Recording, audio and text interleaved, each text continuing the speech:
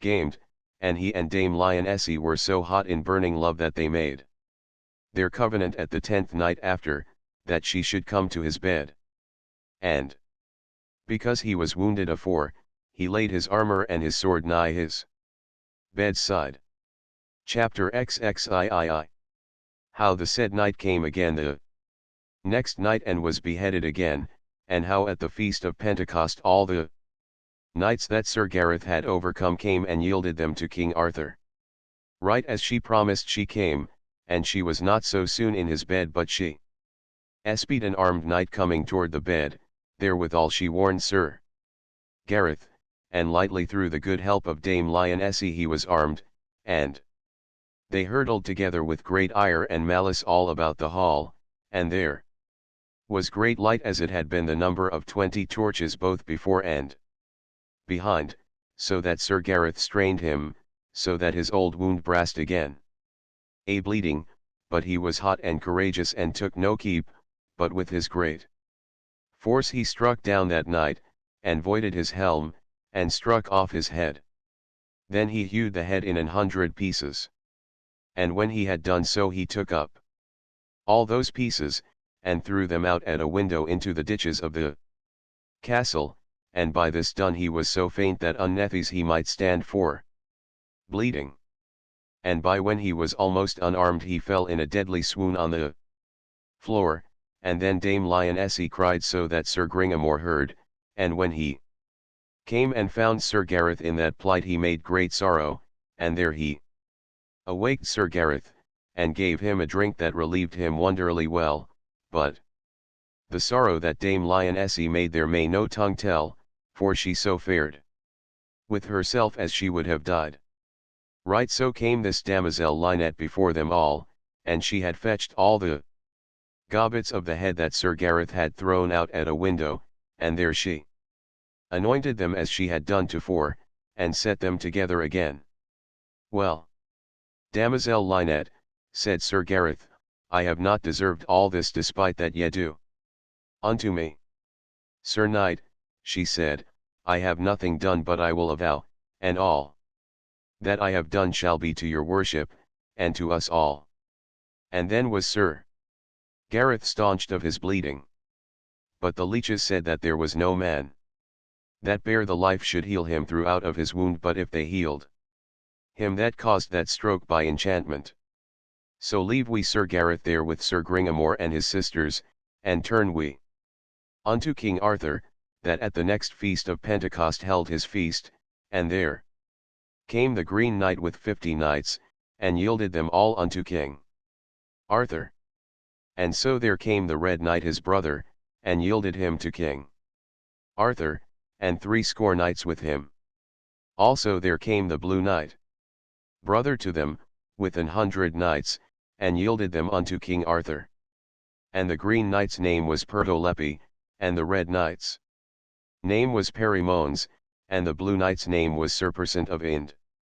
These 3 brethren told King Arthur how they were overcome by a knight that a damosel had with her, and called him Beaumains. Jesu, said the king, I marvel what knight he is, and of what lineage he is come. He was with me a 12-month, and poorly and shamefully he was fostered, and Sir Kay in scorn named him Beaumains. So right as the king stood so talking with these 3 brethren, there came Sir Lancelot du Lake, and told the king that there was come a goodly lord with 600 knights with him. Then the king went out of Carlion, for there was the feast, and there came to him this lord, and saluted the king in a goodly manner. What will ye, said King Arthur, and what is your errand? Sir, he said, my name is the Red Knight of the Red Lawns, but my name is Sir Ironside, and sir, wit ye well, here I am sent to you of a knight that is called Beaumains, for he won me in plain battle hand for hand, and so did never no knight but he, that ever had the better of me. This 30 winter, the which commanded to yield me to you at your will. Ye are welcome, said the king, for ye have been long a great foe to me and my court. And now I trust to God I shall so entreat you that ye shall be my friend. Sir, both I and these 500 knights shall always be at your summons to do you service as may lie in our powers. Jesu mercy, said King Arthur, I am much beholden unto that knight that hath put so his body in devoir to worship me and my court. And as to thee, Ironside, that art called the Red Knight of the Red Lawns, thou art called a perilous knight, and if thou wilt hold of me I shall worship thee and make thee knight of the Table Round, but then thou must be no more a murderer. Sir, as to that, I have promised unto Sir Beaumains never more to use such customs, for all the shameful customs that I used I did at the request of a lady that I loved, and therefore I must go unto Sir Lancelot, and unto Sir Gawain, and ask them forgiveness of the evil will I had unto them. For all that I put to death was all only for the love of Sir Lancelot and of Sir Gawain. They be here now, said the king, afore thee, now may ye say to them what ye will. And then he kneeled down unto Sir Lancelot, and to Sir Gawain, and prayed them of forgiveness of his enmity that ever he had against them. Chapter XXIV. How King Arthur pardoned them, and demanded of them where Sir Gareth was. Then goodly they said all at once, God forgive you, and we do, and pray you, that ye will tell us where we may find Sir Beaumains. Fair lords, said Sir Ironside, I cannot tell you, for it is full hard to find him, for such young knights as he is one, when they be in their adventures be never abiding in no place. But to say the worship that the Red Knight of the Red Lawns, and Sir Persant and his brother said of Beaumains, it was marvel to hear. Well, my fair lords, said King Arthur, wit you well I shall do you honour for the love of Sir Beaumains, and as soon as ever I meet with him I shall make you all upon one day knights of the Table Round. And as to thee, Sir Persant of Ind, thou hast been ever called a full noble knight, and so have ever been thy three brethren called. But I marvel, said the king, that I hear not of the Black Knight your brother, he was a full noble knight. Sir, said Pertolepe, the Green Knight, Sir Beaumains slew him in a rencounter with his spear, his name was Sir Percard. That was great pity, said the king, and so said many knights. For these four brethren were full well known in the court of King Arthur for noble knights. For long time they had holden war against the knights of the Round Table. Then said Pertolepe, the Green Knight, to the king, at a passage of the water of Morte there encountered Sir Beaumains with two brethren that ever for the most part kept that passage, and they were two deadly knights, and there he slew the eldest brother in the water, and smote him upon the head such a buffet that he fell down in the water, and there he was drowned, and his name was Sir Gerard Elibrius, and after he slew the other brother upon the land, his name was Sir Arnold Elibrius. Chapter XXV. How the Queen of Orkney came to this feast of Pentecost, and Sir Gawain and his brethren came to ask her blessing. So then the king and they went to meat, and were served in the best manner. And as they sat at the meat, there came in the Queen of Orkney, with ladies and knights a great number. And then Sir Gawain, Sir Agravain, and Gaheris arose, and went to her and saluted her upon their knees, and asked her blessing, for in 15 years they had not seen her. Then she spake on high to her brother, King Arthur, where have ye done my young son Sir Gareth? He was here amongst you a 12-month, and ye made a kitchen knave of him, the which is shame to you all. Alas, where have ye done my dear son that was my joy and bliss? O dear mother, said Sir Gawain, I knew him not. Nor I, said the king, that now me repenteth, but thanked be God he is proved a worshipful knight as any is now living of his years, and I shall never be glad till I may find him. Ah, brother, said the queen unto King Arthur, and unto Sir Gawain, and to all her sons, ye did yourself great shame when ye amongst you kept my son in the kitchen and fed him like a poor hog. Fair sister, said King Arthur, ye shall. Right well would I knew him not, nor no more did Sir Gawain, nor his brethren. But sithen it is so, said the king, that he is thus gone from us all, we must shape a remedy to find him. Also, sister, meseemeth ye might have done me to wit of his coming, and then an I had not done well to him ye might have blamed me. For when he came to this court he came leaning upon two men's shoulders, as though he might not have gone. And then he asked me 3 gifts. And one he asked the same day, that was that I would give him meat enough that 12-month, and the other 2 gifts he asked that day a 12-month, and that was that he might have the adventure of the damosel Lynette, and the third was that Sir Lancelot should make him knight when he desired him. And so I granted him all his desire, and many in this court marvelled that he desired his sustenance for a 12-month. And thereby, we deemed, many of us, that he was not come of a noble house. Sir, said the Queen of Orkney unto King Arthur her brother, wit ye well that I sent him unto you right well armed and horsed, and worshipfully beseen of his body and gold and silver plenty to spend. It may be, said the king, but thereof saw we none, save that same day as he departed from us, knights told me that there came a dwarf hither suddenly, and brought him armor and a good horse full well and richly beseen, and thereat we all had marvel from whence that riches came, that we deemed all that he was come of men of worship.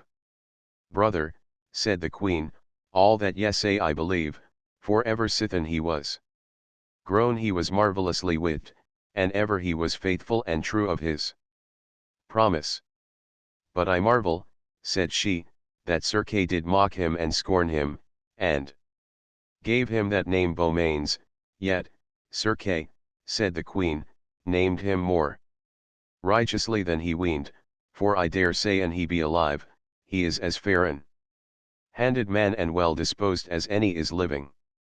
Sir, said Arthur, let this language be still, and by the grace of God he shall be found and he be within this 7 realms, and let all this pass and be merry, for he is proved to be a man of worship, and that is my joy. Chapter XXVI. How King Arthur sent for the Lady Lionesse, and how she let cry a tourney at her castle, whereas came many knights. Then said Sir Gawain and his brethren unto Arthur, Sir, an ye will give us leave, we will go and seek our brother. Nay, said Sir Lancelot, that shall yet not need, and so said Sir Bodwin of Britain, for as by our advice the king shall send unto Dame Lionesse a messenger, and pray her that she will come to the court in all the haste that she may, and doubt ye not she will come, and then she may give you best counsel where ye shall find him. This is well said of you, said the king. So then goodly letters were made, and the messenger sent forth, that night and day he went till he came unto the Castle Perilous. And then the Lady Dame Lionesse was sent for, thereas she was with Sir Gringamore, her brother and Sir Gareth. And when she understood this message, she bade him ride on his way unto King Arthur, and she would come after in all goodly haste. Then when she came to Sir Gringamore and to Sir Gareth, she told them all how King Arthur had sent for her. That is because of me, said Sir Gareth. Now advise me, said Dame Lionesse, what shall I say, and in what manner I shall rule me. My lady and my love, said Sir Gareth, I pray you in no wise be yet knowen where I am, but well I wot my mother is there and all my brethren, and they will take upon them to seek me, I wot well that they do. But this, madam, I would ye said and advised the king when he questioned with you of me. Then may ye say, this is your advice that, and it like his good grace, ye will do. Make a cry against the feast of the Assumption of Our Lady, that what night there proveth him best he shall wield you and all your land. And if so be that he be a wedded man, that his wife shall have the degree, and a coronal of gold, beset with stones of virtue to the value of £1,000, and a white gerfalcon. So Dame Lionesse departed and came to King Arthur, where she was nobly received, and there she was sore questioned of the king and of the queen of Orkney. And she answered, where Sir Gareth was she could not tell. But thus much she said unto Arthur, Sir, I will let cry a tournament that shall be done before my castle at the Assumption of Our Lady, and the cry shall be this, that you, my lord Arthur, shall be there, and your knights, and I will purvey that my knights shall be against yours, and then I am sure ye shall hear of Sir Gareth. This is well advised, said King Arthur, and so she departed. And the king and she made great provision to that tournament. When Dame Lionesse was come to the Isle of Avilion, that was the same isle thereas her brother Sir Gringamore dwelt, then she told them all how she had done, and what promise she had made to King Arthur. Alas, said Sir Gareth, I have been so wounded with unhappiness sithen I came into this castle that I shall not be able to do at that tournament like a knight, for I was never thoroughly whole since I was hurt. Be ye of good cheer, said the damosel Lynette. For I undertake within these 15 days to make ye whole, and as lusty as ever ye were. And then she laid an ointment and a salve to him as it pleased to her, that he was never so fresh nor so lusty. Then said the damosel Lynette, Send you unto Sir Persant of Ind, and summon him and his knights to be here with you as they have promised. Also, that ye send unto Sir Ironside, that is the Red Knight of the Red Lawns, and charge him that he be ready with you with his whole sum of knights, and then shall ye be able to match with King Arthur and his knights. So this was done, and all knights were sent for unto the castle Perilous, and then the Red Knight answered and said unto Dame Lionesse, and to Sir Gareth, Madam, and my lord Sir Gareth, ye shall understand that I have been at the court of King Arthur, and Sir Persant of Ind and his brethren, and there we have done our homage as ye commanded us. Also Sir Ironside said, I have taken upon me with Sir Persant of Ind and his brethren to hold part against my lord Sir Lancelot and the knights of that court. And this have I done for the love of my lady Dame Lionesse, and you my lord Sir Gareth. Ye have well done, said Sir Gareth, but wit you well ye shall be full sore matched with the most noble knights of the world, therefore we must purvey us of good knights, where we may get them.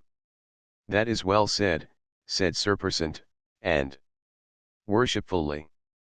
And so the cry was made in England, Wales, and Scotland, Ireland, Cornwall, and in all the out isles, and in Brittany and in many countries, that at the feast of Our Lady the Assumption next coming, men should come to the Castle Perilous beside the Isle of Avilion, and there all the knights that there came should have the choice whether them list to be on the one party with the knights of the castle, or on the other party with King Arthur. And 2 months was to the day that the tournament should be.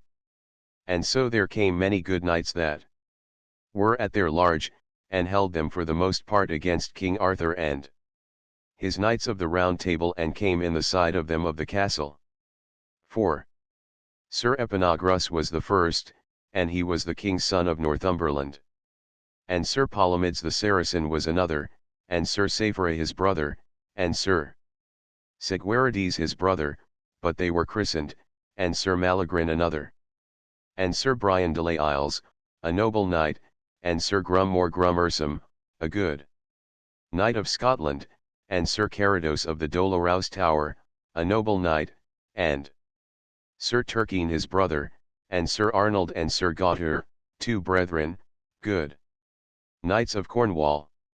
There came Sir Tristram de Lions, and with him Sir Dinas the Seneschal Chal, and Sir Sadoc, but this Sir Tristram was not at that time knight of the Table Round, but he was one of the best knights of the world.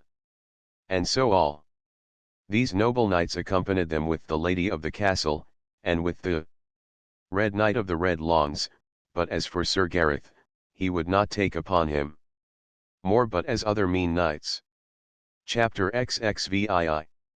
How King Arthur went to the tournament with his knights, and how the lady received him worshipfully, and how the knights encountered. And then there came with King Arthur Sir Gawain, Agravain, Gaheris, his brethren.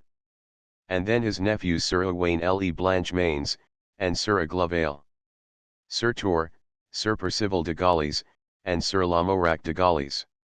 Then came Sir Lancelot du Lake with his brethren, nephews, and cousins, as Sir Lionel, Sir Ector de Maris, Sir Bors de Ganis, and Sir Galihodin, Sir Galahad, and many more of Sir Lancelot's blood, and Sir Dinadan, Sir La Cote Male Tail, his brother, a good knight, and Sir Sagramore, a good knight, and all the most part of the Round Table.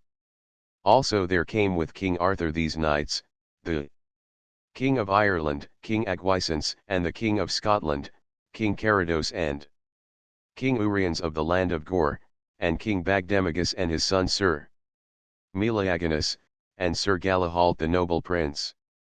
All these kings, princes, and earls, barons, and other noble knights, as Sir Brandiles, Sir Owain le of Outre, and Sir Kay, Sir Bedivere, Sir Meliot de Logres, Sir Petipace of Winchelsea, Sir Godlake, all these came with King Arthur, and more that cannot be rehearsed. Now leave we of these kings and knights, and let us speak of the great array that was made within the castle and about the castle for both parties. The lady Dame Lionesse ordained great array upon her part for her noble knights, for all manner of lodging and victual that came by land and by water, that there lacked nothing for her party, nor for the other, but there was plenty to be had for gold and silver for King Arthur and his knights. And then there came the harbingers from King Arthur for to harbour him, and his kings, dukes, earls, barons, and knights. And then Sir Gareth prayed Dame Lionesse and the Red Knight of the Red Lawns, and Sir Persant and his brother, and Sir Gringamore, that in no wise there should none of them tell not his name, and make no more of him than of the least knight that there was, for, he said, I will not be known of neither more nor less, neither at the beginning neither at the ending. Then Dame Lionesse said unto Sir Gareth, Sir, I will lend you a ring, but I would pray you as you love me heartily let me have it again when the tournament is done, for that ring increaseth my beauty much more than it is of himself. And the virtue of my ring is that is green it will turn to red, and that is red it will turn in likeness to green, and that is blue it will turn to likeness of white, and that is white it will turn in likeness to blue, and so it will do of all manner of colors. Also who that beareth my ring shall lose no blood, and for great love I will give you this ring. Gramercy, said Sir Gareth, mine own lady, for this ring is passing meet for me, for it will turn all manner of likeness that I am in, and that shall cause me that I shall not be known. Then Sir Gringamore gave Sir Gareth a bay courser that was a passing good horse, also he gave him good armour and sure, and a noble sword that sometime Sir Gringamore's father won upon an heathen tyrant. And so thus every knight made him ready to that tournament. And King Arthur was come 2 days tofore the Assumption of Our Lady. And there was all manner of royalty of all minstrelsy that might be found. Also there came Queen Guinevere and the Queen of Orkney, Sir Gareth's mother. And upon the Assumption Day, when Mass and Matins were done, there were heralds with trumpets commanded to blow to the field.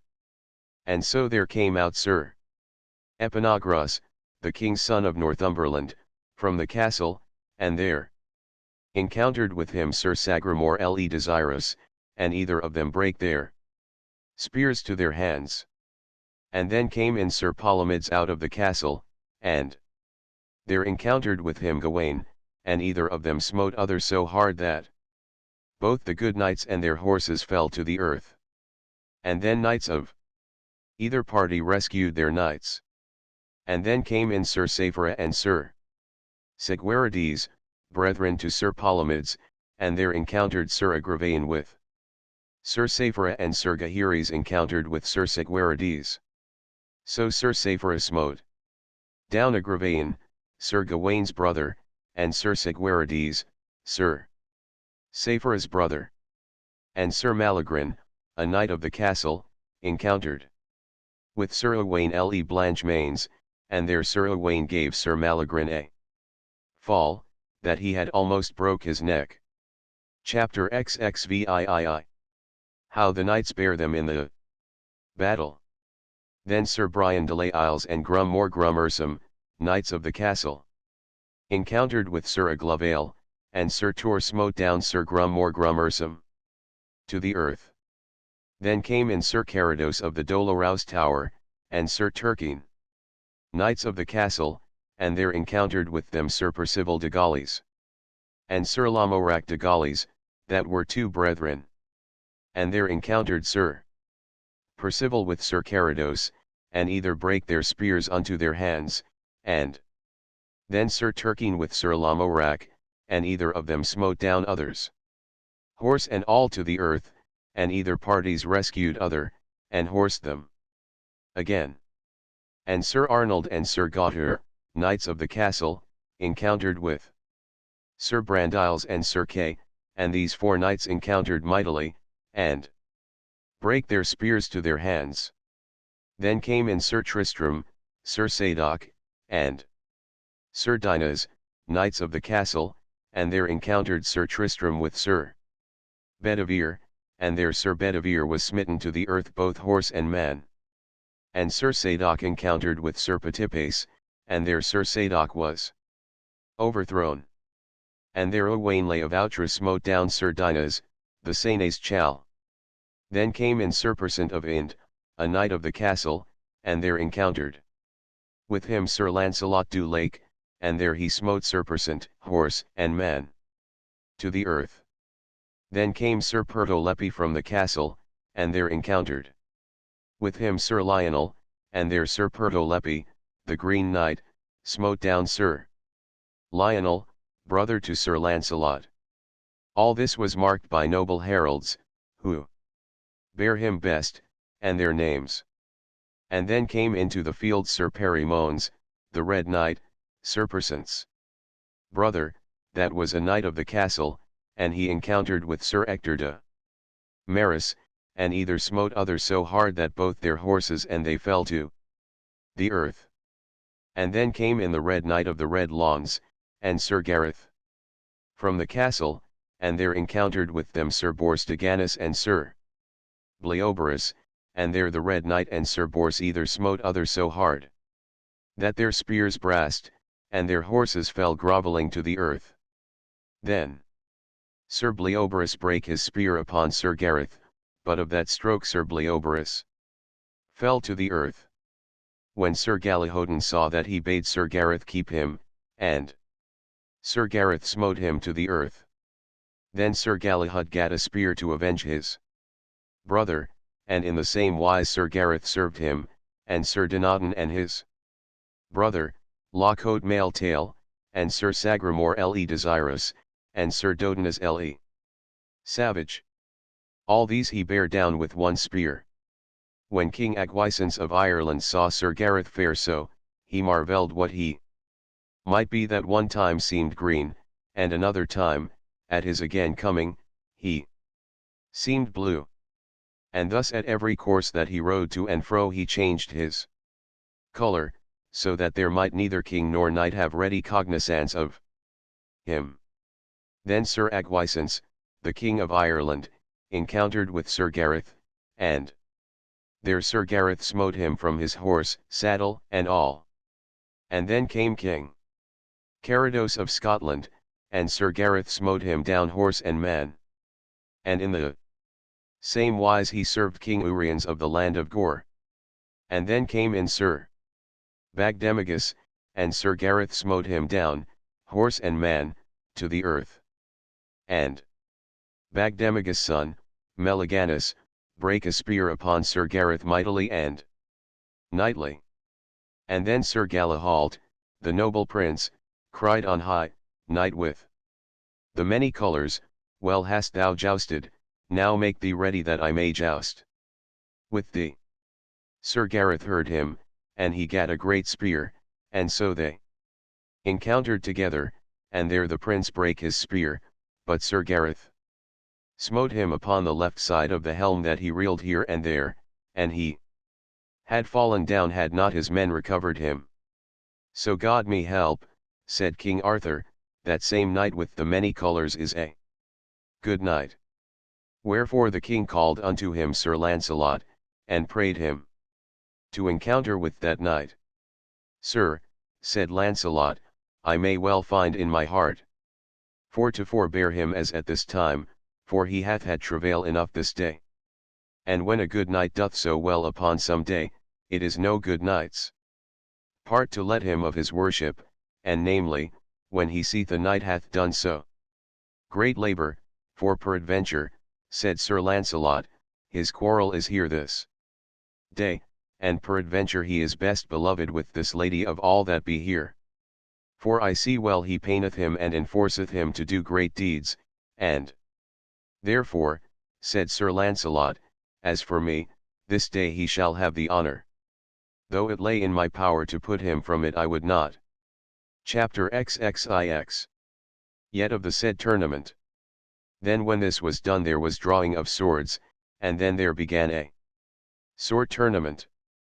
And there did Sir Lamorak marvellous deeds of arms, and betwixt Sir Lamorak and Sir Ironside, that was the Red Knight of the Red Lawns, there was strong battle, and betwixt Sir Palomides and Bleoberis there was a strong battle, and Sir Gawain and Sir Tristram met, and there Sir Gawain had the worse, for he pulled Sir Gawain from his horse, and there he was long upon foot, and defouled.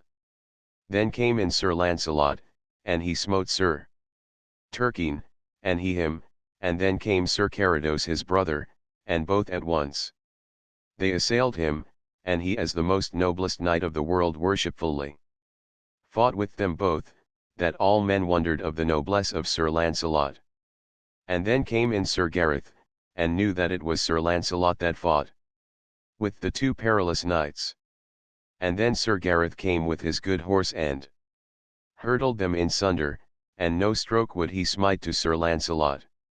That espied Sir Lancelot, and deemed it should be the good knight Sir Gareth, and then Sir Gareth rode here and there, and smote on the right hand and on the left hand, and all the folk might well espy where that he rode.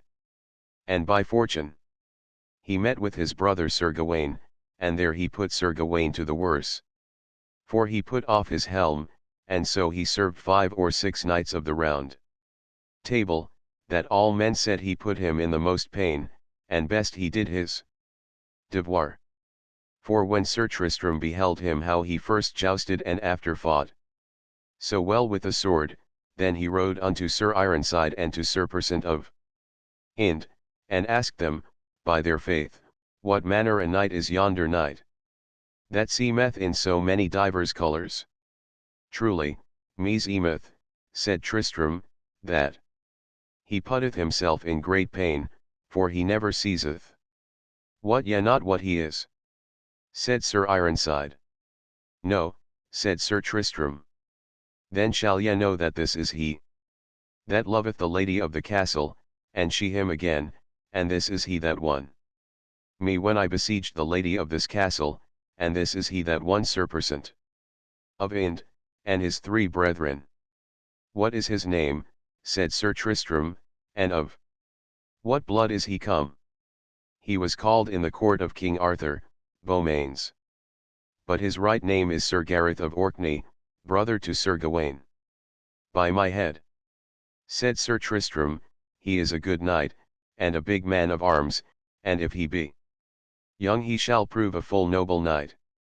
He is but a child, they all said, and of Sir Lancelot he was made knight. Therefore he is mickle the better, said Tristram. And then Sir Tristram, Sir Ironside, Sir Persant, and his brother rode together for to help Sir Gareth, and then there were given many strong strokes. And then Sir Gareth rode out on the one side to amend his helm, and then said, his dwarf, take me your ring, that ye lose it not while that ye drink. And so, when he had drunk he gat on his helm, and eagerly took his horse and rode into the field, and left his ring with his dwarf, and the dwarf was glad the ring was from him, for then he wist well he should be known. And then when Sir Gareth was in the field all folks saw him well and plainly that he was in yellow colours, and there he raised off helms and pulled down knights, that King Arthur had marvel what knight he was, for the king saw by his hair that it was the same knight. Chapter XXX. How Sir Gareth was espied by the heralds, and how he escaped out of the field. But before he was in so many colours, and now he is but in one colour, that is yellow. Now go, said King Arthur unto divers heralds, and ride about him, and espy what manner knight he is, for I have spurt of many knights this day that be upon his party, and all say they know him not. And so an herald rode nigh Gareth as he could, and there he saw written about his helm in gold, this helm is Sir Gareth of Orkney. Then the herald cried as he were wood, and many heralds with him, this is Sir Gareth of Orkney in the yellow arms, that by all kings and knights of Arthur's beheld him and awaited, and then they pressed all to behold him. And ever the heralds cried, this is Sir Gareth of Orkney, King Lot's son. And when Sir Gareth espied that he was discovered, then he doubled his strokes, and smote down Sir Sagramore, and his brother Sir Gawain. O brother, said Sir Gawain, I weened ye would not have stricken me. So when he heard him say so he thrang here and there, and so with great pain he gat out of the press, and there he met with his dwarf. O boy, said Sir Gareth, thou hast beguiled me foul this day that thou kept my ring, give it me anon again, that I may hide my body withal, and so he took it him. And then they all wist not where he was become, and Sir Gawain had in manner espied where Sir Gareth rode, and then he rode after with all his might. That espied Sir Gareth, and rode lightly into the forest, that Sir Gawain wist not where he was become. And when Sir Gareth wist that Sir Gawain was past, he asked the dwarf of best counsel. Sir, said the dwarf, meseemeth it were best, now that ye are escaped from spying, that ye send my lady Dame Lionesse her ring. It is well advised, said Sir Gareth, now have it here and bear it to her, and say that I recommend me unto her good grace, and say her I will come when I may. And I pray her to be true and faithful to me as I will be to her. Sir, said the dwarf, it shall be done as ye command, and so he rode his way, and did his errand unto the lady. Then she said, where is my knight, Sir Gareth? Madam, said the dwarf, he bade me say that he would not be long from you. And so lightly the dwarf came again unto Sir Gareth, that would full fain have had a lodging, for he had need to be reposed. And then fell there a thunder and a rain, as heaven and earth should go together. And Sir Gareth was not a little weary, for of all that day he had but little rest, neither his horse nor he. So this Sir Gareth rode so long in that forest until the night came. And ever it lightened and thundered, as it had been wood. At the last by fortune he came to a castle, and there he heard the weights upon the walls. Chapter XXXI. How Sir Gareth came to a castle, where he was well lodged, and he jousted with a knight and slew him. Then Sir Gareth rode unto the barbican of the castle, and prayed the porter fair to let him into the castle. The porter answered ungoodly again, and said, Thou gettest no lodging here. Fair sir, say not so, for I am a knight of King Arthur's, and pray the lord or the lady of this castle to give me harbour, for the love of King Arthur. Then the porter went unto the Duchess, and told her how there was a knight of King Arthur's would have harbour. Let him in, said the Duchess, for I will see that knight, and for King Arthur's sake he shall not be harbourless. Then she yode up into a tower over the gate, with great torchlight. When Sir Gareth saw that torchlight he cried on high, Whether thou be lord or lady, giant or champion, I take no force so that I may have harbour this night. And if it so be that I must needs fight, spare me not to mourn when I have rested me, for both I and mine horse be weary. Sir Knight, said the lady, thou speakest knightly and boldly, but wit thou well the lord of this castle loveth not King Arthur, nor none of his court, for my lord hath ever been against him. And therefore thou were better not to come within this castle, for an thou come in this night, thou must come in under such form, that wheresoever thou meet my lord, by sty or by street, thou must yield thee to him as prisoner. Madam, said Sir Gareth, what is your lord, and what is his name? Sir, my lord's name is the Duke de la Rowse. Well madam, said Sir Gareth, I shall promise you. In what place I meet your lord I shall yield me unto him and to his good grace. With that I understand he will do me no harm, and if I understand that he will, I will release myself and I can with my spear and my sword. Yes, say well, said the Duchess, and then she let the drawbridge down, and so he rode into the hall, and there he alighted, and his horse was led into a stable, and in the hall he unarmed him and said, Madam, I will not out of this hall this night. And when it is daylight, let's see who will have ado with me, he shall find me ready. Then was he set unto supper, and had many good dishes. Then Sir Gareth list well to eat, and nightly he ate his meat, and eagerly, there was many a fair lady by him, and some said they never saw a goodlier man nor so well of eating. Then they made him passing good cheer, and shortly when he had supped, his bed was made there, so he rested him all night. And on the morn he heard mass, and brake his fast and took his leave at the Duchess, and at them all, and thanked her goodly of her lodging, and of his good cheer, and then she asked him his name. Madam, he said, truly my name is Gareth of Orkney, and some men call me Beaumains. Then knew she well it was the same knight that fought for Dame Lionesse. So Sir Gareth departed and rode up into a mountain, and there met him a knight, his name was Sir Bendelaine, and said to Sir Gareth, Thou shalt not pass this way, for either thou shalt joust with me, or else be my prisoner. Then will I joust, said Sir Gareth. And so they let their horses run, and there Sir Gareth smote him throughout the body. And Sir Bendelaine rode forth to his castle there beside, and there died. So Sir Gareth would have rested him, and he came riding to Bendelaine's castle. Then his knights and servants espied that it was he that had slain their lord. Then they armed 20 good men, and came out and assailed Sir Gareth, and so he had no spear, but his sword, and put his shield afore him. And there they brake their spears upon him, and they assailed him passingly sore.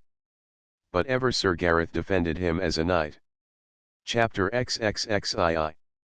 How Sir Gareth fought with a knight that held within his castle 30 ladies, and how he slew him. So when they saw that they might not overcome him, they rode from him, and took their counsel to slay his horse, and so they came in upon Sir Gareth, and with spears they slew his horse, and then they assailed him hard. But when he was on foot, there was none that he fought but he gave him such a buffet that he did never recover. So he slew them by one and one till they were but four, and there they fled, and Sir Gareth took a good horse that was one of theirs, and rode his way. Then he rode a great pace till that he came to a castle, and there he heard much mourning of ladies and gentlewomen. So there came by him a page. What noise is this, said Sir Gareth, that I hear within this castle? Sir Knight, said the page, here be within this castle 30 ladies, and all they be widows, for here is a knight that waiteth daily upon this castle, and his name is the Brown Knight without pity, and he is the perilous knight that now liveth, and therefore, sir, said the page, I rede you flee. Nay, said Sir Gareth, I will not flee though thou be afeard of him. And then the page saw where came the Brown Knight. Lo, said the page, yonder he cometh. Let me deal with him, said Sir Gareth. And when either of other had a sight they let their horses run, and the Brown Knight brake his spear, and Sir Gareth smote him throughout the body, that he overthrew him to the ground stark dead. So Sir Gareth rode into the castle, and prayed the ladies that he might repose him. Alas, said the ladies, ye may not be lodged here. Make him good cheer, said the page, for this knight hath slain your enemy. Then they all made him good cheer, as lay in their power. But wit ye well they made him good cheer, for they might none otherwise do, for they were but poor. And so on the morn he went to mass, and there he saw the 30 ladies kneel, and lay grovelling upon divers tombs, making great dole and sorrow. Then Sir Gareth wist well that in the tombs lay their lords. Fair ladies, said Sir Gareth, ye must at the next feast of Pentecost be at the court of King Arthur, and say that I, Sir Gareth, sent you thither. We shall do this, said the ladies. So he departed, and by fortune he came to a mountain, and there he found a goodly knight that bade him, Abide Sir Knight, and joust with me. What are ye? Said Sir Gareth. My name is, said he, the Duke de la Rowse. Ah sir, ye are the same knight that I lodged once in your castle, and there I made promise unto your lady that I should yield me unto you. Ah, said the Duke, art thou that proud knight that profferest to fight with my knights? Therefore make thee ready, for I will have ado with you. So they let their horses run, and there Sir Gareth smote the Duke down from his horse. But the Duke lightly avoided his horse, and dressed his shield and drew his sword, and bade Sir Gareth alight and fight with him. So he did alight, and they did great battle together more than an hour, and either her other full sore. At the last Sir Gareth gat the Duke to the earth, and would have slain him, and then he yielded him to him. Then must ye go, said Sir Gareth, unto Sir Arthur my lord at the next feast, and say that I, Sir Gareth of Orkney, sent you unto him. It shall be done, said the Duke, and I will do to you homage and fealty with 100 knights with me, and all the days of my life to do you service where ye will command me. Chapter XXXIII. How Sir Gareth and Sir Gawain fought each against other, and how they knew each other by the damosel Lynette. So the Duke departed, and Sir Gareth stood there alone, and there he saw an armed knight coming toward him. Then Sir Gareth took the Duke's shield, and mounted upon horseback, and so without biding they ran together as it had been the thunder. And there that knight hurt Sir Gareth under the side with his spear. And then they alighted and drew their swords, and gave great strokes, that the blood trailed to the ground. And so they fought 2 hours. At the last there came the damosel Lynette, that some men called the damosel Savage, and she came riding upon an ambling mule, and there she cried all on high, Sir Gawain, Sir Gawain, leave thy fighting with thy brother Sir Gareth. And when he heard her say so he threw away his shield and his sword, and ran to Sir Gareth, and took him in his arms, and sithen kneeled down and asked him mercy. What are ye, said Sir Gareth, that right now were so strong and so mighty, and now so suddenly yield you to me? O Gareth, I am your brother Sir Gawain, that for your sake have had great sorrow and labour. Then Sir Gareth unlaced his helm, and kneeled down to him, and asked him mercy. Then they rose both, and embraced either other in their arms, and wept a great while or they might speak, and either of them gave other the prize of the battle. And there were many kind words between them. Alas, my fair brother, said Sir Gawain, purdy I owe of right to worship you. Ye were not my brother, for ye have worshipped King Arthur and all his court. For ye have sent me more worshipful knights this 12 month than 6 the best of the Round Table have done, except Sir Lancelot. Then came the damosel Savage that was the Lady Lynette, that rode with Sir Gareth so long, and there she did staunch Sir Gareth's wounds and Sir Gawain's. Now what will ye do? Said the damosel Savage, meseemeth that it were well done that Arthur had witting of you both, for your horses are so bruised that they may not bear. Now, fair damosel, said Sir Gawain, I pray you, ride unto my lord mine uncle, King Arthur, and tell him what adventure is to me. Bid it here, and I suppose he will not tarry long. Then she took her mule, and lightly she came to King Arthur that was but 2 mile thence. And when she had told him tidings the king bade get him a palfrey. And when he was upon his back, he bade the lords and ladies come after, who that would, and there was saddling and bridling of queens' horses and princes' horses, and well was him that soonest might be ready. So when the king came there as they were, he saw Sir Gawain and Sir Gareth sit upon a little hillside, and then the king avoided his horse.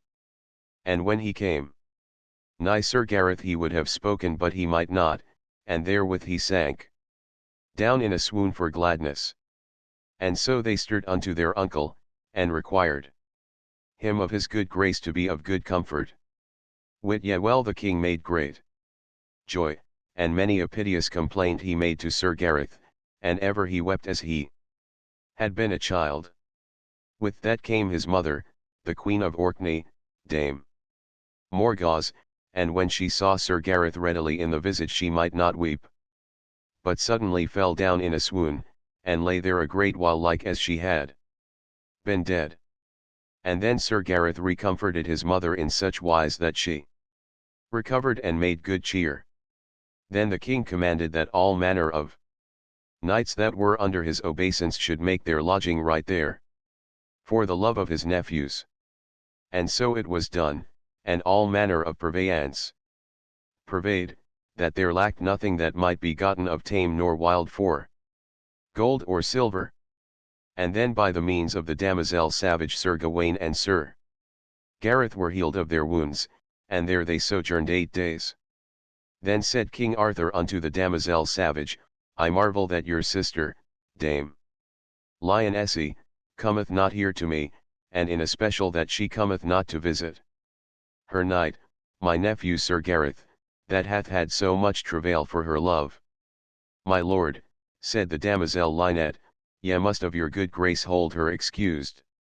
For she knoweth not that my lord, Sir Gareth, is here. Go then for her, said King Arthur, that we may be appointed what is best to be done, according to the pleasure of my nephew. Sir, said the damosel, that shall be done, and so she rode unto her sister. And as lightly as she might she made her ready, and she came on the morn with her brother Sir Gringamore, and with her 40 knights.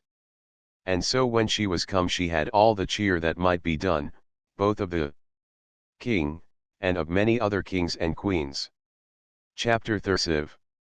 How Sir Gareth acknowledged that they loved each other to King Arthur, and of the appointment of their wedding. And among all these ladies she was named the fairest, and peerless. Then when Sir Gawaine saw her there was many a goodly look and goodly words, that all men of worship had joy to behold them. Then came King Arthur and many other kings, and Dame Guinevere, and the Queen of Orkney. And there the king asked his nephew, Sir Gareth, whether he would have that lady as paramour, or to have her to his wife. My lord, wit you well that I love her above all ladies living. Now, fair lady, said King Arthur, what say ye? Most noble king, said Dame Lionesse, wit you well that my lord, Sir Gareth, is to me more liefer to have and wield as my husband, than any king or prince that is christened, and if I may not have him I promise you I will never have none.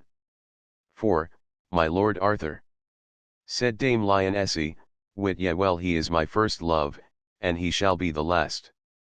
And if ye will suffer him to have his will and free choice I dare say he will have me. That is truth, said Sir Gareth, and I have not you and wield not you as my wife, there shall never lady nor gentlewoman rejoice me. What, nephew, said the king, is the wind in that door? For wit ye well I would not for the stint of my crown to be causer to withdraw your hearts, and wit ye well ye cannot love so well but I shall rather increase it than distress it. And also ye shall have my love and my lordship in the uttermost wise that may lie in my power. And in the same wise said Sir Gareth's mother. Then there was made a provision for the day of marriage, and by the king's advice it was provided that it should be at Michaelmas following, at Kinckenadon by the seaside, for there is a plentiful country. And so it was cried in all the places through the realm. And then Sir Gareth sent his summons to all these knights and ladies that he had won in battle tofore, that they should be at his day of marriage at Kinckenadon by the sands. And then Dame Lionesse, and the damosel Lynette with Sir Gringamore, rode to their castle, and a goodly and a rich ring she gave to Sir Gareth, and he gave her another. And King Arthur gave her a rich pair of gold, and so she departed. And King Arthur and his fellowship rode toward Kinckenadon, and Sir Gareth brought his lady on the way, and so came to the king again and rode with him.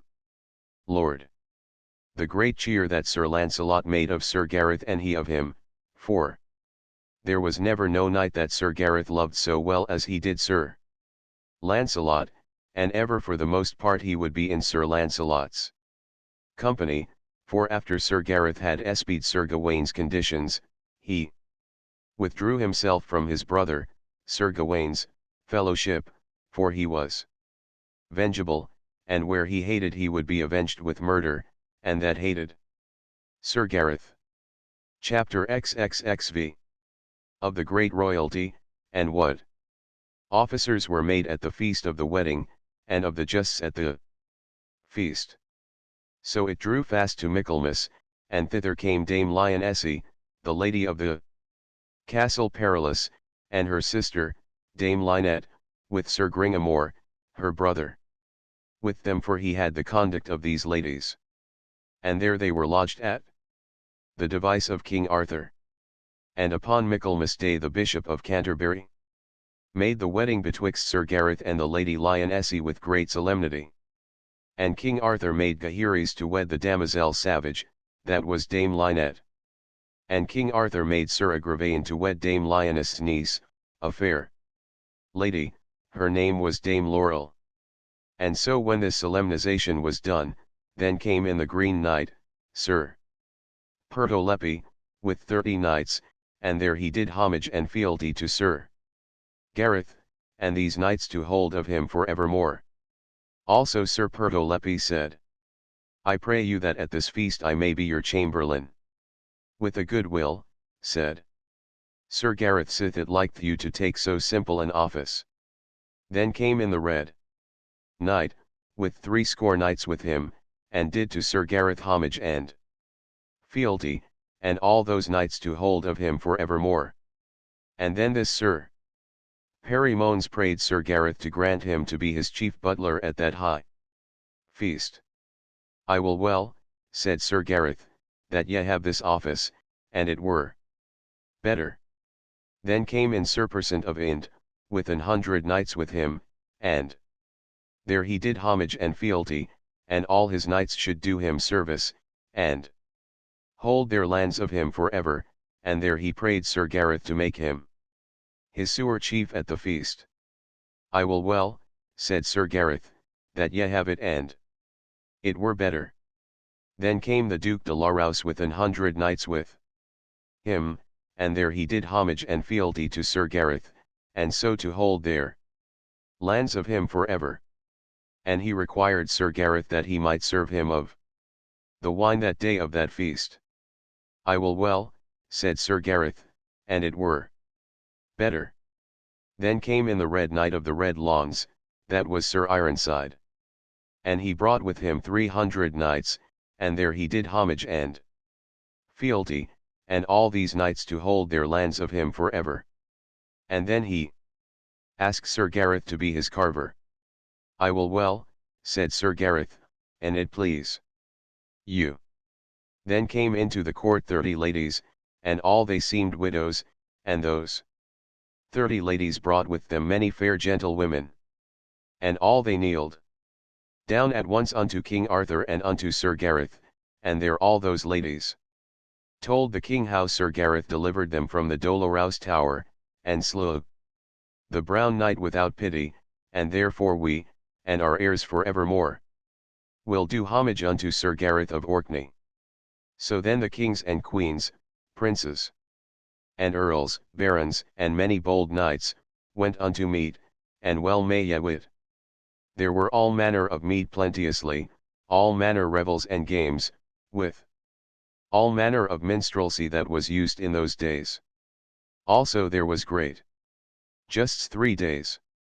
But the king would not suffer Sir Gareth to joust, because of his new bride, for, as the French book saith, that Dame Lionesse desired of the king that none that were wedded should joust at that feast. So the first day there jousted Sir Lamorak de Gaulies, for he overthrew 30 knights, and did passing marvellously deeds of arms, and then King Arthur made Sir Persant and his 2 brethren knights of the Round Table to their lives' end, and gave them great lands. Also the second day there jousted Tristram best, and he overthrew 40 knights, and did their marvellous deeds of arms.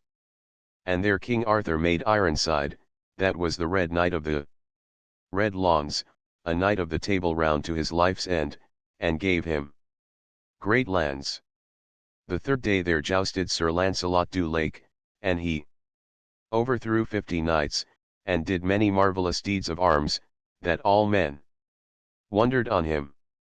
And there King Arthur made the Duke de la Rowse a knight of the Round Table to his life's end, and gave him great lands to spend.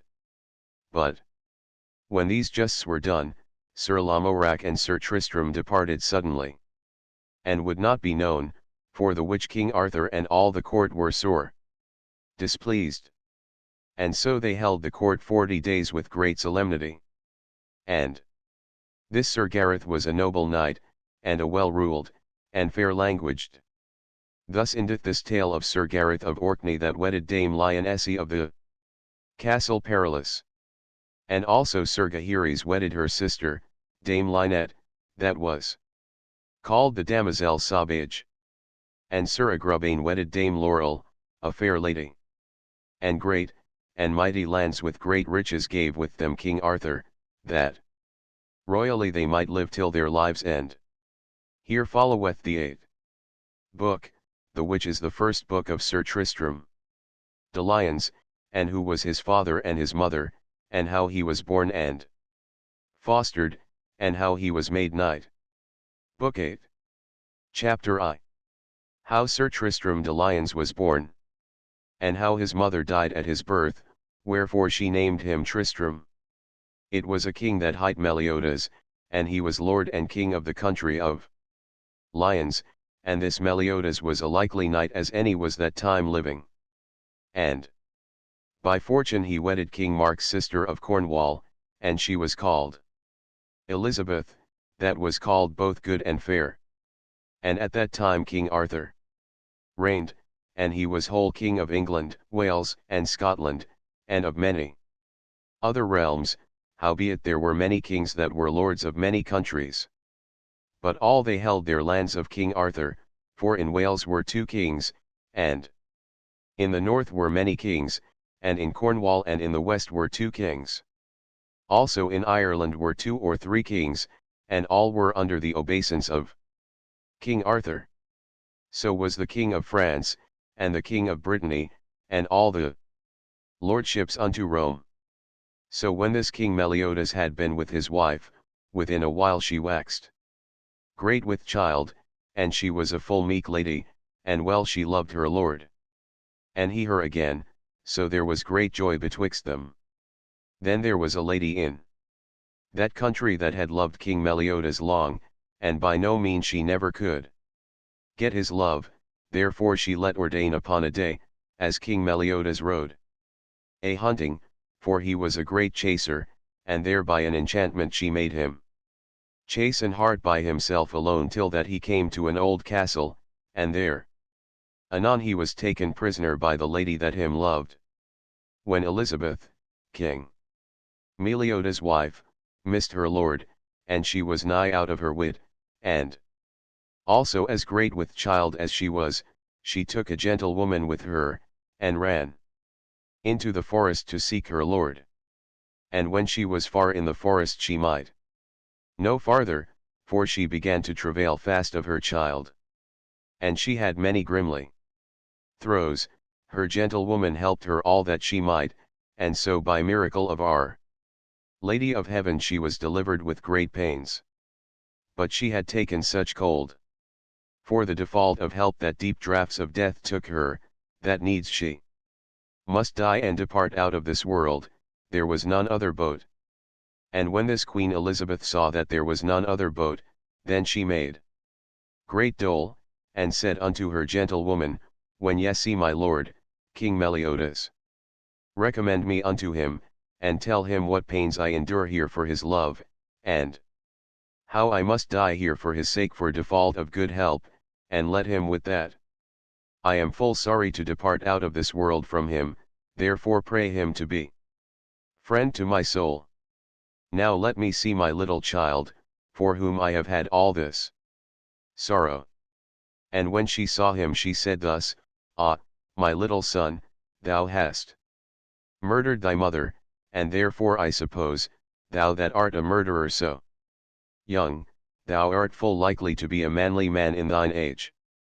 And because I shall die of the birth of thee, I charge thee, gentlewoman, that thou pray my lord King Meliodas, that when he is christened let call him Tristram, that is as much to say as a sorrowful birth. And therewith this queen gave up the ghost, and died. Then the gentlewoman laid her under an umbre of a great tree, and then she lapped the child as well as she might for cold. Right so there came the barons, following after the queen, and when they saw that she was dead, and understood none other but the king was destroyed. Chapter 2. How the stepmother of Sir Tristram had ordained poison for to have poisoned Sir Tristram. Then certain of them would have slain the child, because they would have been lords of the country of Lions. But then through the fair speech of the gentlewoman, and by the means that she made, the most part of the barons would not assent thereto. And then they let carry home the dead queen, and much dole was made for her. Then this meanwhile Merlin delivered King Meliodas out of prison on the morn after his queen was dead. And so when the king was come home the most part of the barons made great joy. But the sorrow that the king made for his queen that might no tongue tell. So then the king let inter her richly, and after he let christen his child as his wife had commanded afore her death. And then he let call him Tristram, the sorrowful born child. Then the king Meliodas endured 7 years without a wife, and all this time Tristram was nourished well. Then it befell that King Meliodas wedded King Howell's daughter of Brittany. And anon she had children of King Meliodas, then was she heavy and wroth that her children should not rejoice the country of lions, wherefore this queen ordained for to poison young Tristram. So she let poison be put in a piece of silver in the chamber whereas Tristram and her children were together, unto that intent that when Tristram were thirsty he should drink that drink. And so it fell upon a day, the queen's son, as he was in that chamber, espied the piece with poison, and he weened it had been good drink, and because the child was thirsty he took the piece with poison and drank freely, and therewithal suddenly the child brast and was dead. When the queen of Meliodas wist of the death of her son, wit ye well that she was heavy. But yet the king understood nothing of her treason. Notwithstanding, the queen would not leave this, but eft she let ordain more poison, and put it in a piece. And by fortune King Meliodas, her husband, found the piece with wine where was the poison, and he that was much thirsty took the piece for to drink thereout. And as he would have drunken thereof the queen espied him, and then she ran unto him, and pulled the piece from him suddenly. The king marvelled why she did so, and remembered him how her son was suddenly slain with poison. And then he took her by the hand, and said, Thou false traitress! Thou shalt tell me what manner of drink this is, or else I shall slay thee. And therewith he pulled out his sword, and sware a great oath that he should slay her but if she told him truth. Ah!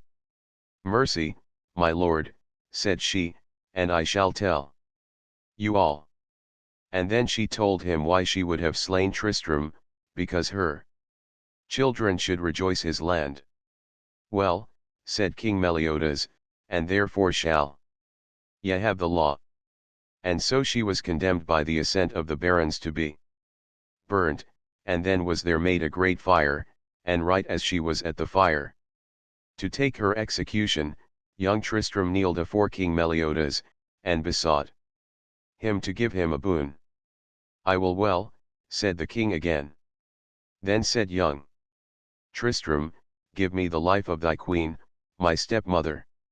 That is unrightfully asked, said King Meliodas, for thou ought of right to hate her, for she would have slain thee with that poison and she might have had her will, and for thy sake most is my cause that she should die. Sir, said Tristram, as for that, I beseech you of your mercy that you will forgive it her, and as for my part, God forgive it her, and I do, and so much.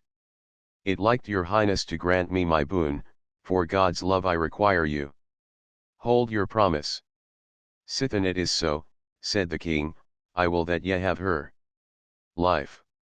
Then, said the king, I give her to you, and go ye to the fire and take her, and do with her what ye will.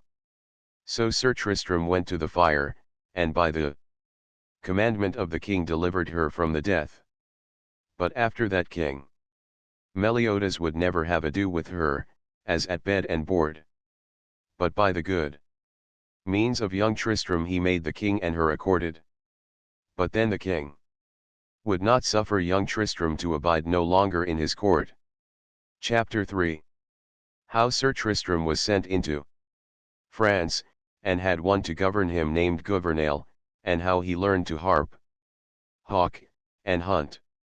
And then he let ordain a gentleman that was well learned and taught, his name was Gouvernail, and then he sent young Tristram with Gouvernail into France to learn the language, and nurture, and deeds of arms. And there was Tristram more than 7 years. And then when he well could speak the language, and had learned all that he might learn in that country, then he came home to his father, King Meliodas, again. And so Tristram learned to be an harper passing all other, that there was none such called in no country, and so on harping and on instruments of music he applied him in his youth for to learn. And after, as he grew in might and strength, he laboured ever in hunting and in hawking, so that never gentleman more, that ever we heard read of. And as the book saith, he began good measures of blowing of beasts of venery, and beasts of chase, and all manner of vermin, and all these terms we have yet of hawking and hunting.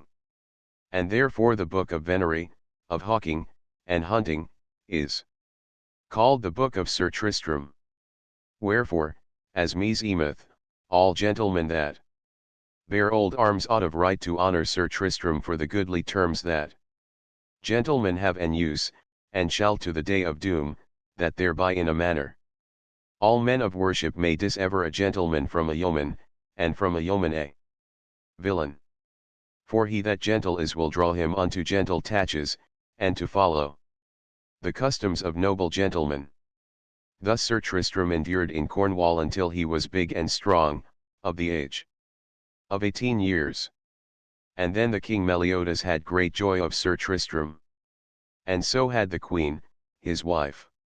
For ever after in her life, because Sir Tristram saved her from the fire, she did never hate him more after, but loved him ever after, and gave Tristram many great gifts, for every estate loved him where that he went. Chapter 4. How Sir Marhaus came out of Ireland for to ask truage of Cornwall, or else he would fight therefore.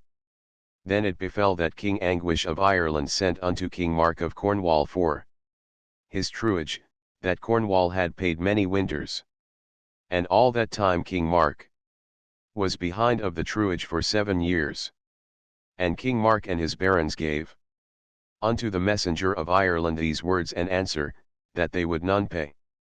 And bade the messenger go unto his King Anguish, and tell him we will pay him no truage, but tell your lord, and he will always have truage of us of Cornwall. Bid him send a trusty knight of his land, that will fight for his right, and we shall find another for to defend our right. With this answer the messengers departed into Ireland. And when King Anguish understood the answer of the messengers he was wonderly wroth.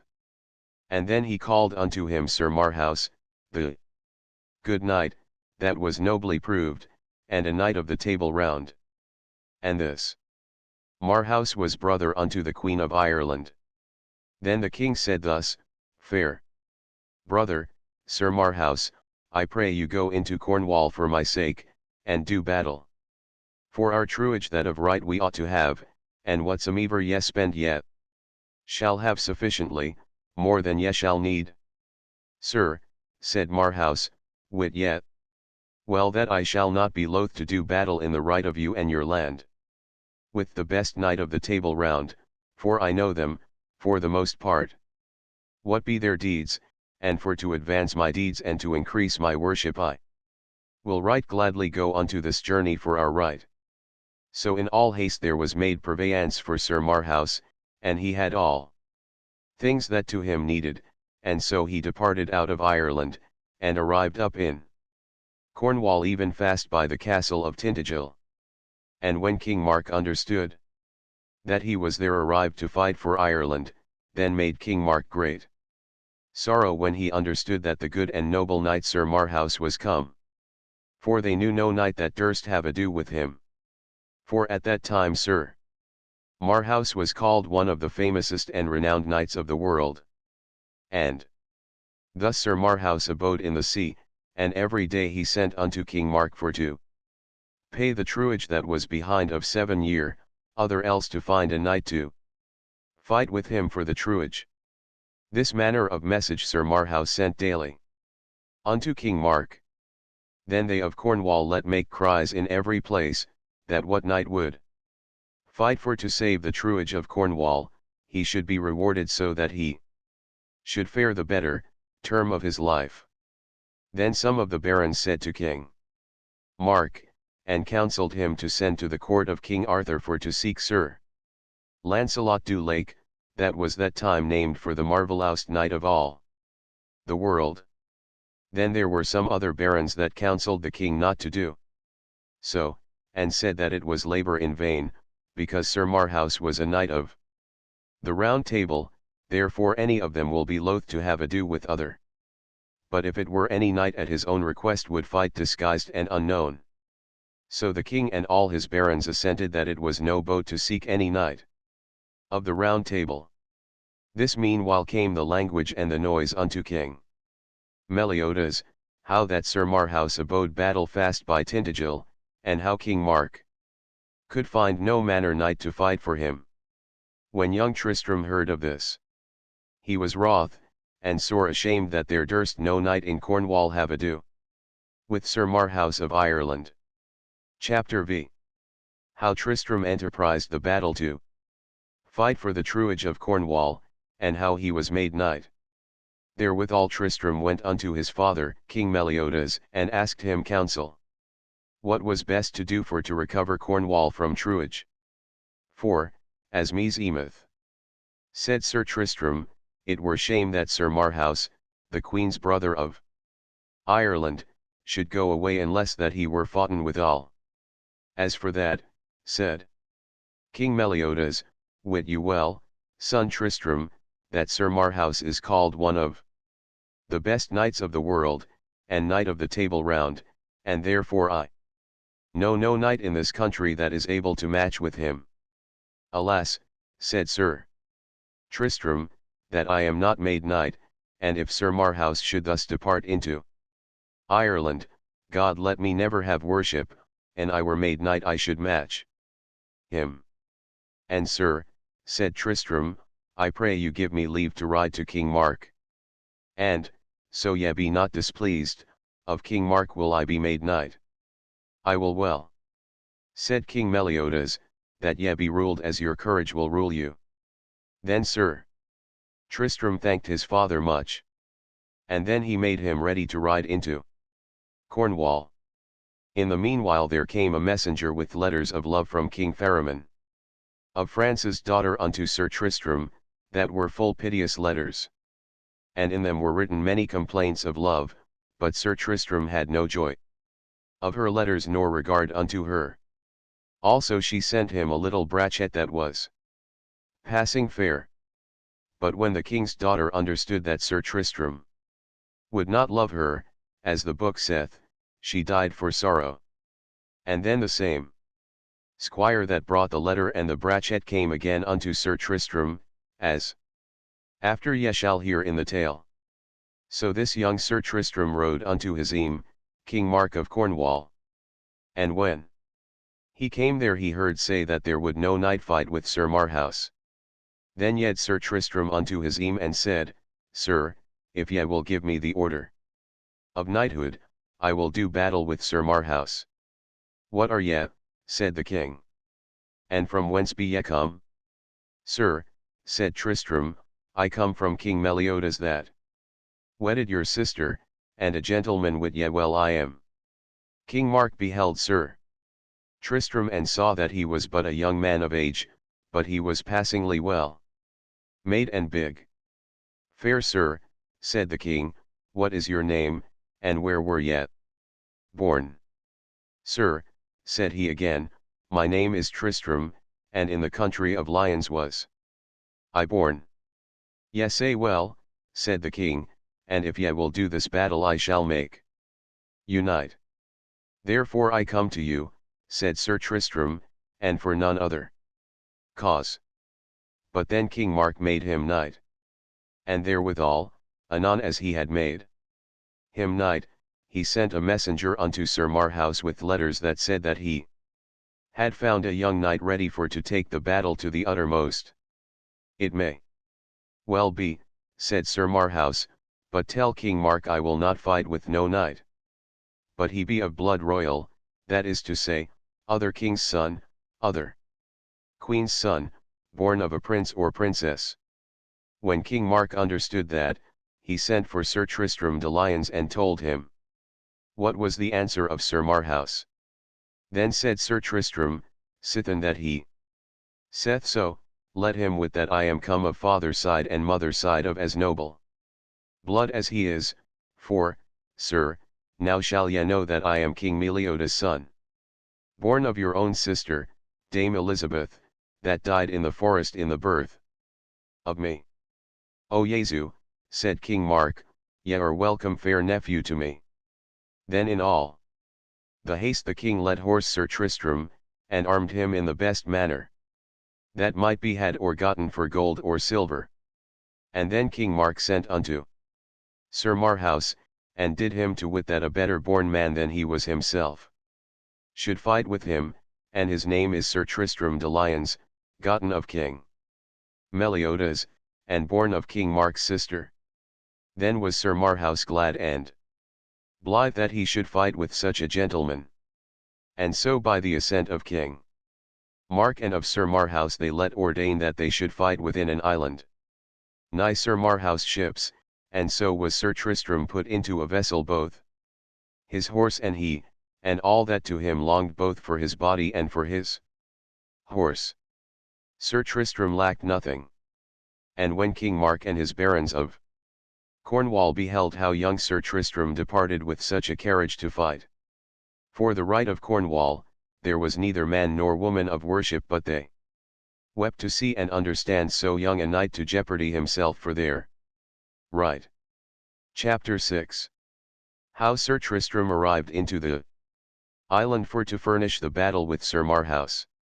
So to shorten this tale, when Sir Tristram was arrived within the island he looked to the farther side, and there he saw at an anchor 6 ships nigh to the land, and under the shadow of the ships upon the land, there hove the noble knight, Sir Marhaus of Ireland. Then Sir Tristram commanded his servant Gouvernail to bring his horse to the land, and dress his harness at all manner of rights. And then when he had so done he mounted upon his horse, and when he was in his saddle well apparelled, and his shield dressed upon his shoulder, Tristram asked Gouvernail, where is this knight that I shall have ado withal? Sir, said Gouvernail, see ye him not? I weened ye had seen him, yonder he hoveth under the umbre of his ships on horseback, with his spear in his hand, and his shield upon his shoulder. That is truth, said the noble knight, Sir Tristram, now I see him well enough. Then he commanded his servant Gouvernail to go to his vessel again, and commend me unto mine King Mark, and pray him, if that I be slain in this battle, for to inter my body as him seemed best, and as for me, let him wit that I will never yield me for cowardice, and if I be slain and flee not, then they have lost no truage for me, and if so be that I flee or yield me as recreant, bid mine never bury me in Christian burials. And upon thy life, said Sir Tristram to Gouvernail, come thou not nigh this island till that thou see me overcome or slain, or else that I win yonder knight. So either departed from other sore weeping. Chapter 7. How Sir Tristram fought against Sir Marhaus and achieved his battle, and how Sir Marhaus fled to his ship. And then Sir Marhaus avist Sir Tristram, and said thus, Young knight, Sir Tristram, what dost thou here? Me sore repenteth of thy courage, for wit thou well I have been assayed, and the best knights of this land have been assayed of my hand, and also I have matched with the best knights of the world, and therefore by my counsel return again unto thy vessel. And fair knight, and well-proved knight, said Sir Tristram, thou shalt well wit I may not forsake thee in this quarrel, for I am for thy sake made knight. And thou shalt well wit that I am a king's son born, and gotten upon a queen, and such promise I have made at my uncle's request and mine own seeking, that I shall fight with thee unto the uttermost, and deliver Cornwall from the old truage. And also wit thou well, Sir Marhaus, that this is the greatest cause that thou couragest me to have ado with thee, for thou art called one of the most renowned knights of the world, and because of that noise and fame that thou hast thou givest me courage to have ado with thee, for never yet was I proved with good knight, and sithen I took the order of knighthood this day, I am well pleased that I may have ado with so good a knight as thou art. And now, wit thou well, Sir Marhaus, that I cast me to get worship on thy body, and if that I be not proved, I trust to God that I shall be worshipfully proved upon thy body, and to deliver the country of Cornwall for ever from all manner of truage, from Ireland for ever. When Sir Marhaus had heard him say what he would, he said then thus again, Fair knight, sithen it is so that thou castest to win worship of me, I let thee wit. Worship may thou none lose by me if thou mayest stand me 3 strokes, for I let thee wit for my noble deeds, proved and seen, King Arthur made me knight of the Table Round. Then they began to footer their spears, and they met so fiercely together that they smote either other down, both horse and all. But Sir Marhaus smote Sir Tristram a great wound in the side with his spear, and then they avoided their horses, and pulled out their swords, and threw their shields afore them. And then they lashed together as men that were wild and courageous. And when they had stricken so together long, then they left their strokes, and foined at their breaths and visors, and when they saw that that might not prevail them, then they hurtled together like rams to bear either other down. Thus they fought still more than half a day, and either were wounded passing sore, that the blood ran down freshly from them upon the ground.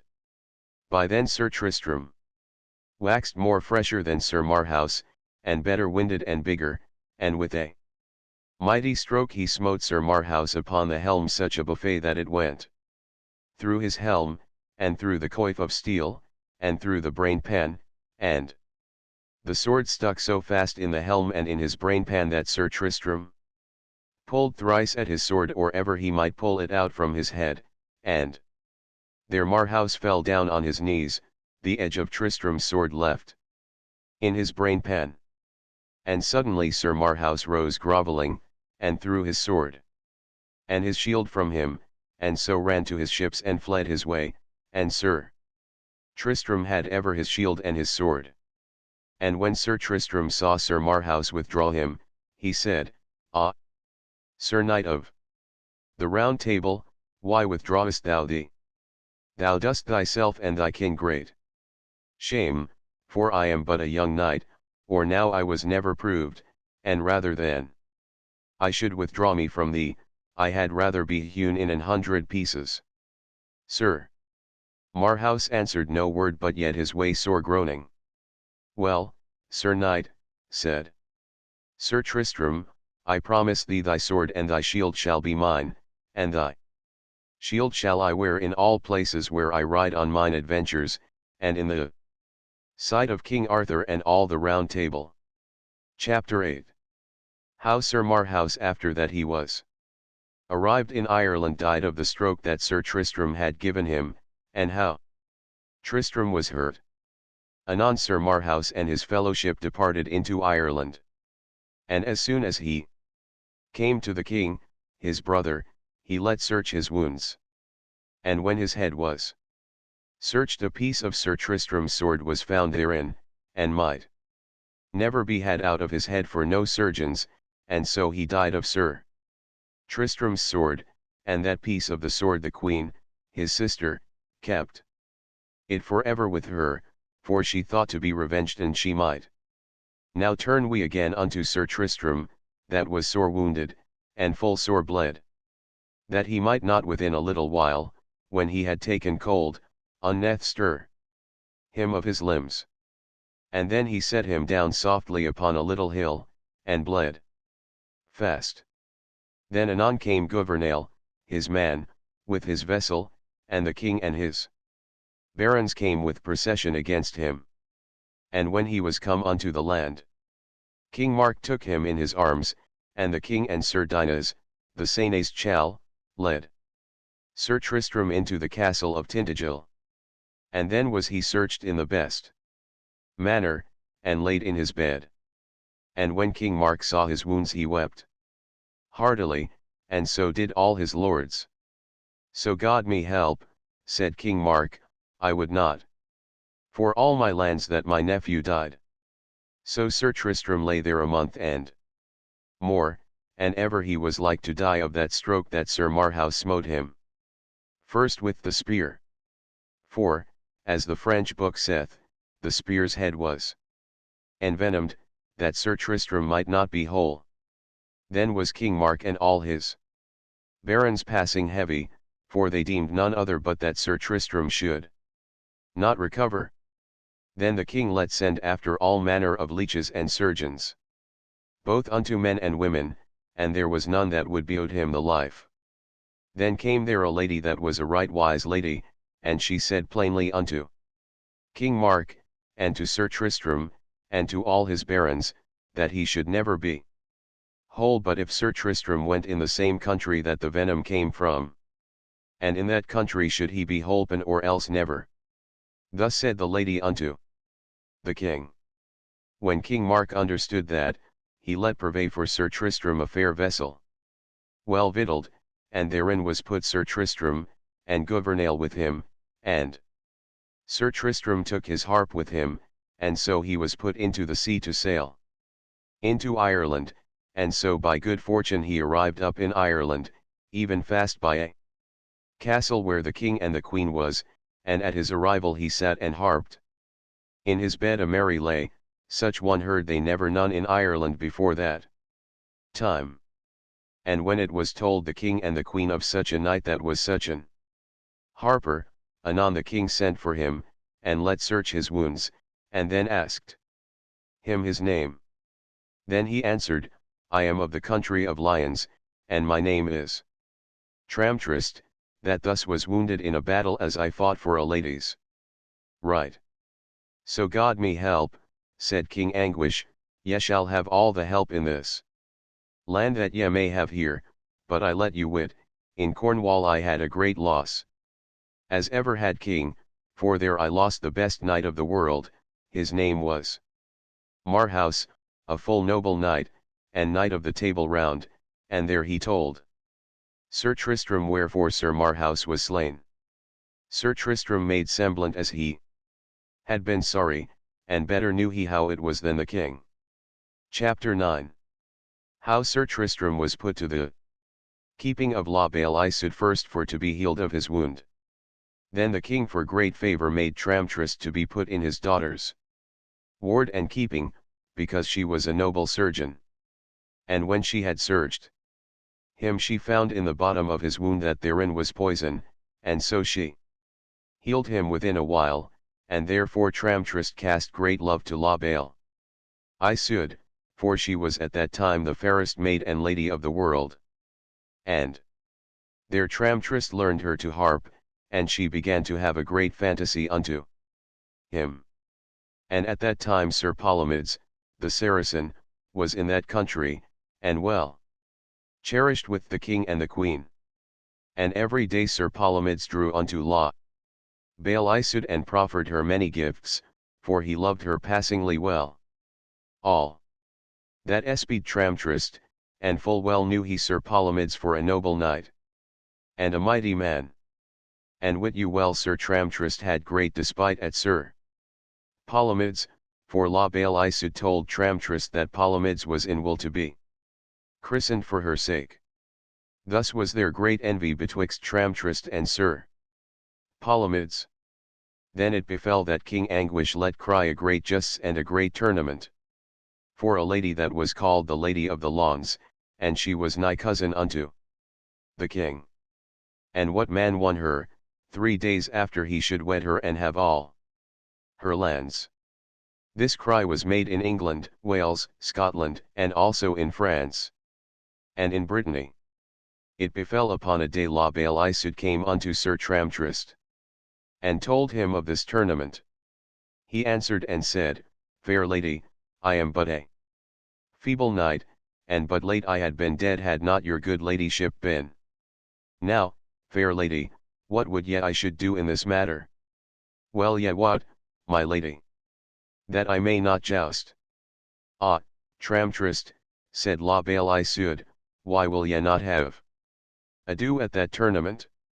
Well I what Sir Palomides shall be there, and to do what he may, and therefore Tramtrist, I pray you for to be there, for else Sir Palomides is like to win the degree. Madam, said Tramtrist, as for that, it may be so, for he is a proved knight, and I am but a young knight and late made. And the first battle that I did it mishapped me to be sore wounded as ye see. But an I wist ye would be my better lady, at that tournament I will be, so that ye will keep my counsel and let no creature have knowledge that I shall joust. But yourself, and such as ye will to keep your counsel, my poor person shall I jeopard there for your sake, that, peradventure, Sir Palomides shall know when that I come. Thereto, said La Belle Isoude, do your best, and as I can, said La Belle Isoude, I shall purvey horse and armor for you at my device. As ye will. So be it, said Sir Tramtrist, I will be at your commandment. So at the day of justs there came Sir Palomides with a black shield, and he overthrew many knights, that all the people had marvel of him. For he put to the worst Sir Gawain, Gaheris, Agravain, Bagdemagus, Dodenas le Savage, Sagramore le Desirous, Gumret le Petit, and Gryfold le Fils de Dieu. All these the first day Sir Palomides struck down to the earth. And then all manner of knights were adread of Sir Palomides, and many called him the knight with the black shield. So that day Sir Palomides had great worship. Then came King Anguish unto Tramtrist, and asked him why he would not joust. Sir, he said, I was but late hurt, and as yet I dare not adventure me. Then came there the same squire that was sent from the king's daughter of France unto Sir Tristram. And when he had espied Sir Tristram he fell flat to his feet. All that espied La Belle Isoude, what courtesy the squire made unto Sir Tristram. And therewithal suddenly Sir Tristram ran unto his squire, whose name was Hebes le Reno Ames, and prayed him heartily in no wise to tell his name. Sir, said Hebes, I will not discover your name but if ye command me. Chapter X. How Sir Tristram won the degree at a tournament in Ireland, and there made Palomides to bear no more harness in a year. Then Sir Tristram asked him what he did in those countries. Sir, he said, I came hither with Sir Gawain for to be made knight, and if it please you, of your hands that I may be made knight. Await upon me as to mourn secretly, and in the field I shall make you a knight. Then had La Belle Isoude great suspicion unto Tramtrist, that he was some man of worship proved, and therewith she comforted herself, and cast more love unto him than she had done tofore. And so on the morn Sir Palomides made him ready to come into the field as he did the first day. And there he smote down the king with the 100 knights, and the king of Scots. Then had La Belle Isoude ordained and well arrayed Sir Tristram in white horse and harness. And right so she let put him out at a privy postern, and so he came into the field as it had been a bright angel. And anon Sir Palomides espied him, and therewith he futtered a spear unto Sir Tramtrist, and he again unto him. And there Sir Tristram smote down Sir Palomides unto the earth. And then there was a great noise of people, some said Sir Palomides had a fall, some said the knight with the black shield had a fall. And wit you well La Belle Isoude was passing glad.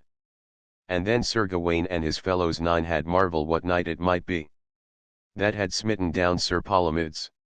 Then would there none joust with Tramtrist, but all that there were forsook him, most and least.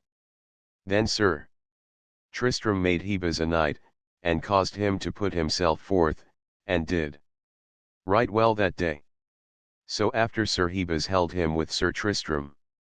And when Sir Palomides had received this fall, wit ye well that he was sore ashamed, and as privily as he might he withdrew him out of the field. All that espied Sir Tristram, and lightly he rode after Sir Palomides and overtook him. And bade him turn, for better he would assay him or ever he departed. Then Sir Palomides turned him, and either lashed at other with their swords. But at the first stroke Sir Tristram smote down Palomides, and gave him such a stroke upon the head that he fell to the earth.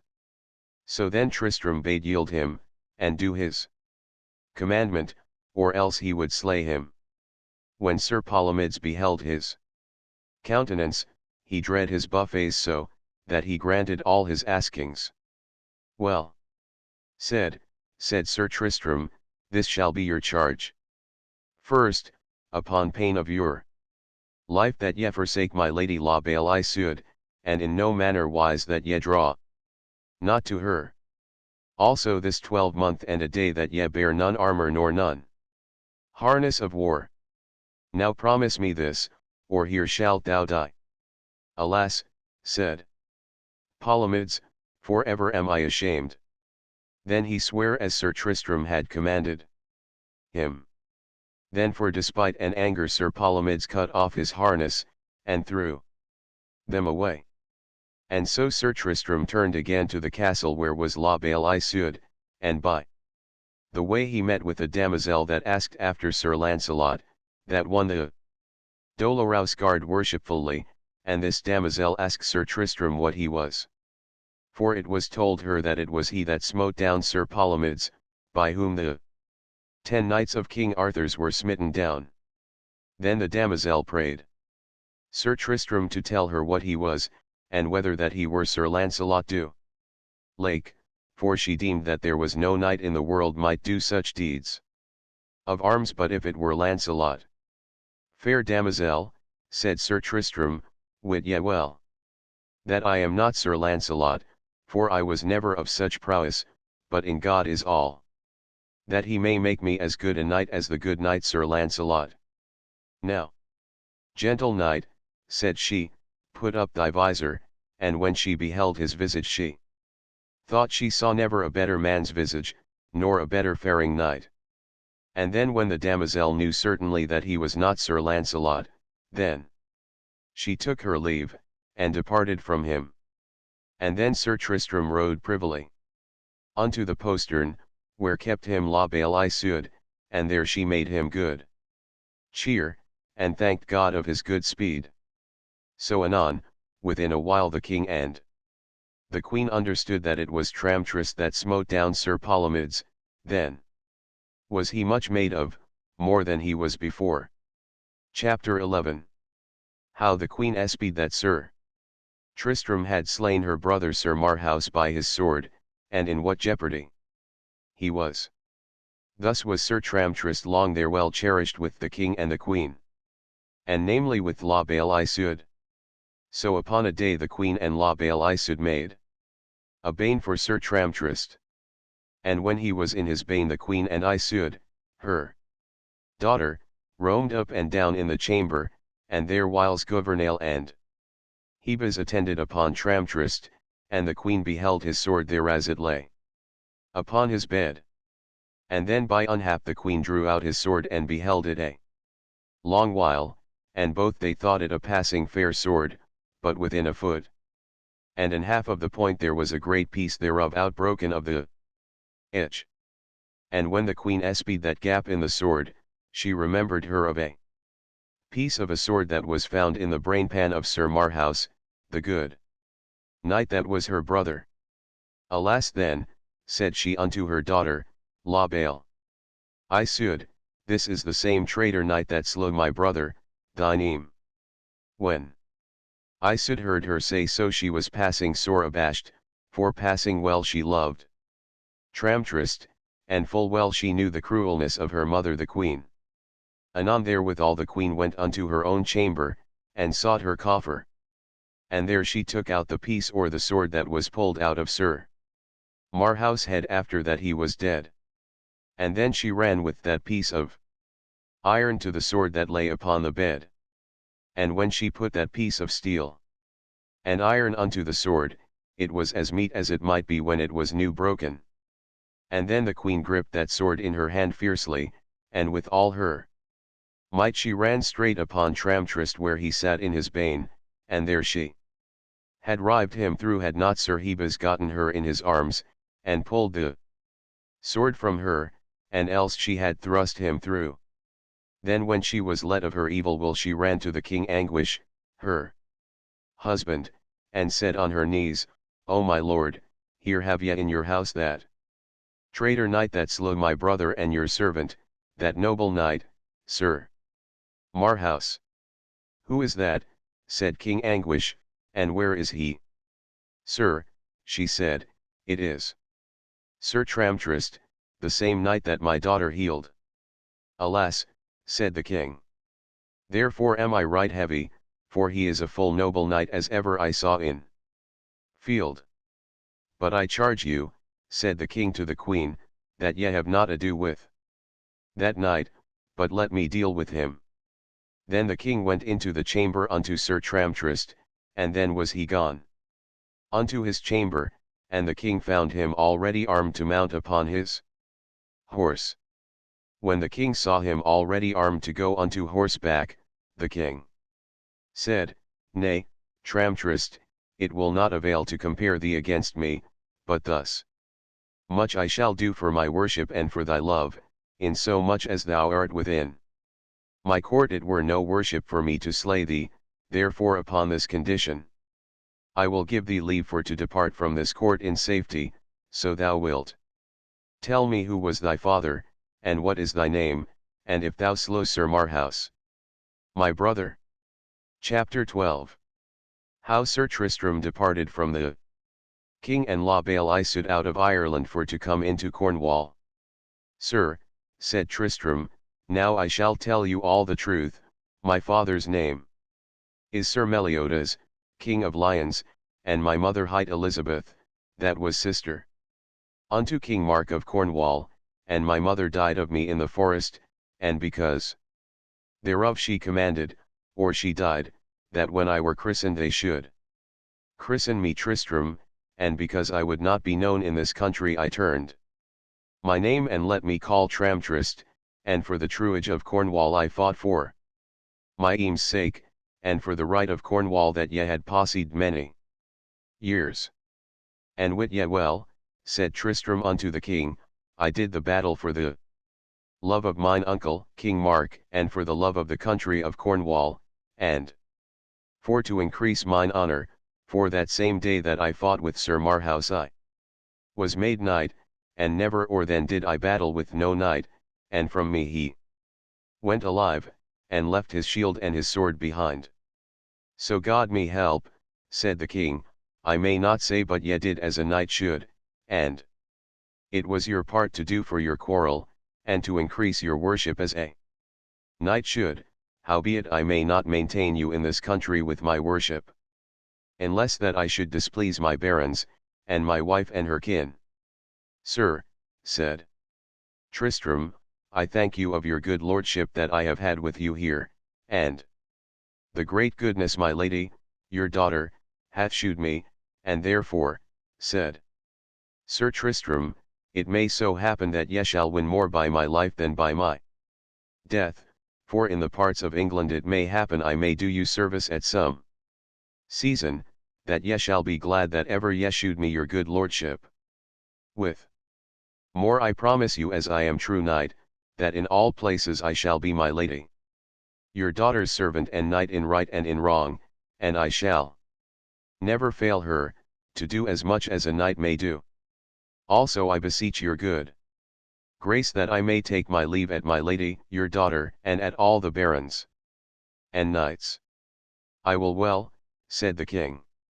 Then Sir Tristram went unto La Belle Isoud and took his leave of her. And then he told her all, what he was, and how he had changed his name because he would not be known, and how a lady told him that he should never be whole till he came into this country where the poison was made, wherethrough I was near my death had not your ladyship been. O gentle knight, said La Belle Isoud, full woe am I of thy departing, for I saw never man that I owed so good will to. And therewithal she wept heartily. Madam, said Sir Tristram, ye shall understand that my name is Sir Tristram de Lyons, gotten of King Meliodas, and born of his queen. And I promise you faithfully that I shall be all the days of my life your knight. Gramercy, said La Belle Isoud, and I promise you there against that I shall not be married this 7 years but by your assent, and to whom that ye will I shall be married to him will I have, and he will have me if ye will consent. And then Sir Tristram gave her a ring, and she gave him another, and therewith he departed from her, leaving her making great dole and lamentation, and he straight went unto the court among all the barons, and there he took his leave. At most and least, and openly he said among them all, Fair lords, now it is so that I must depart, if there be any man here that I have offended unto, or that any man be with me grieved, let complain him here afore me or that ever I depart, and I shall amend it unto my power. And if there be any that will proffer me wrong, or say of me wrong or shame behind my back, say it now or never, and here is my body to make it good, body against body. And all they stood still, there was not one that would say one word, yet were there some knights that were of the queen's blood, and of Sir Marhaus' blood. But they would not meddle with him. Chapter 13. How Sir Tristram and King Mark hurted each other for the love of a knight's wife. So Sir Tristram departed, and took the sea, and with good wind he arrived up at Tintagel in Cornwall, and when King Mark was whole in his prosperity there came tidings that Sir Tristram was arrived, and whole of his wounds, thereof was King Mark passing glad, and so were all the barons, and when he saw his time he rode unto his father, King Meliodas, and there he had all the cheer that the king and the queen could make him. And then largely King Meliodas and his queen departed of their lands and goods to Sir Tristram. Then by the license of King Meliodas, his father, he returned again unto the court of King Mark, and there he lived in great joy long time, until at the last there befell a jealousy and an unkindness betwixt King Mark and Sir Tristram, for they loved both one lady. And she was an earl's wife that hight Sir Segwarides. And this lady loved Sir Tristram passingly well. And he loved her again, for she was a passing fair lady, and that espied Sir Tristram well. Then King Mark understood that and was jealous, for King Mark loved her passingly well. So it fell upon a day this lady sent a dwarf unto Sir Tristram, and bade him, as he loved her, that he would be with her the night next following.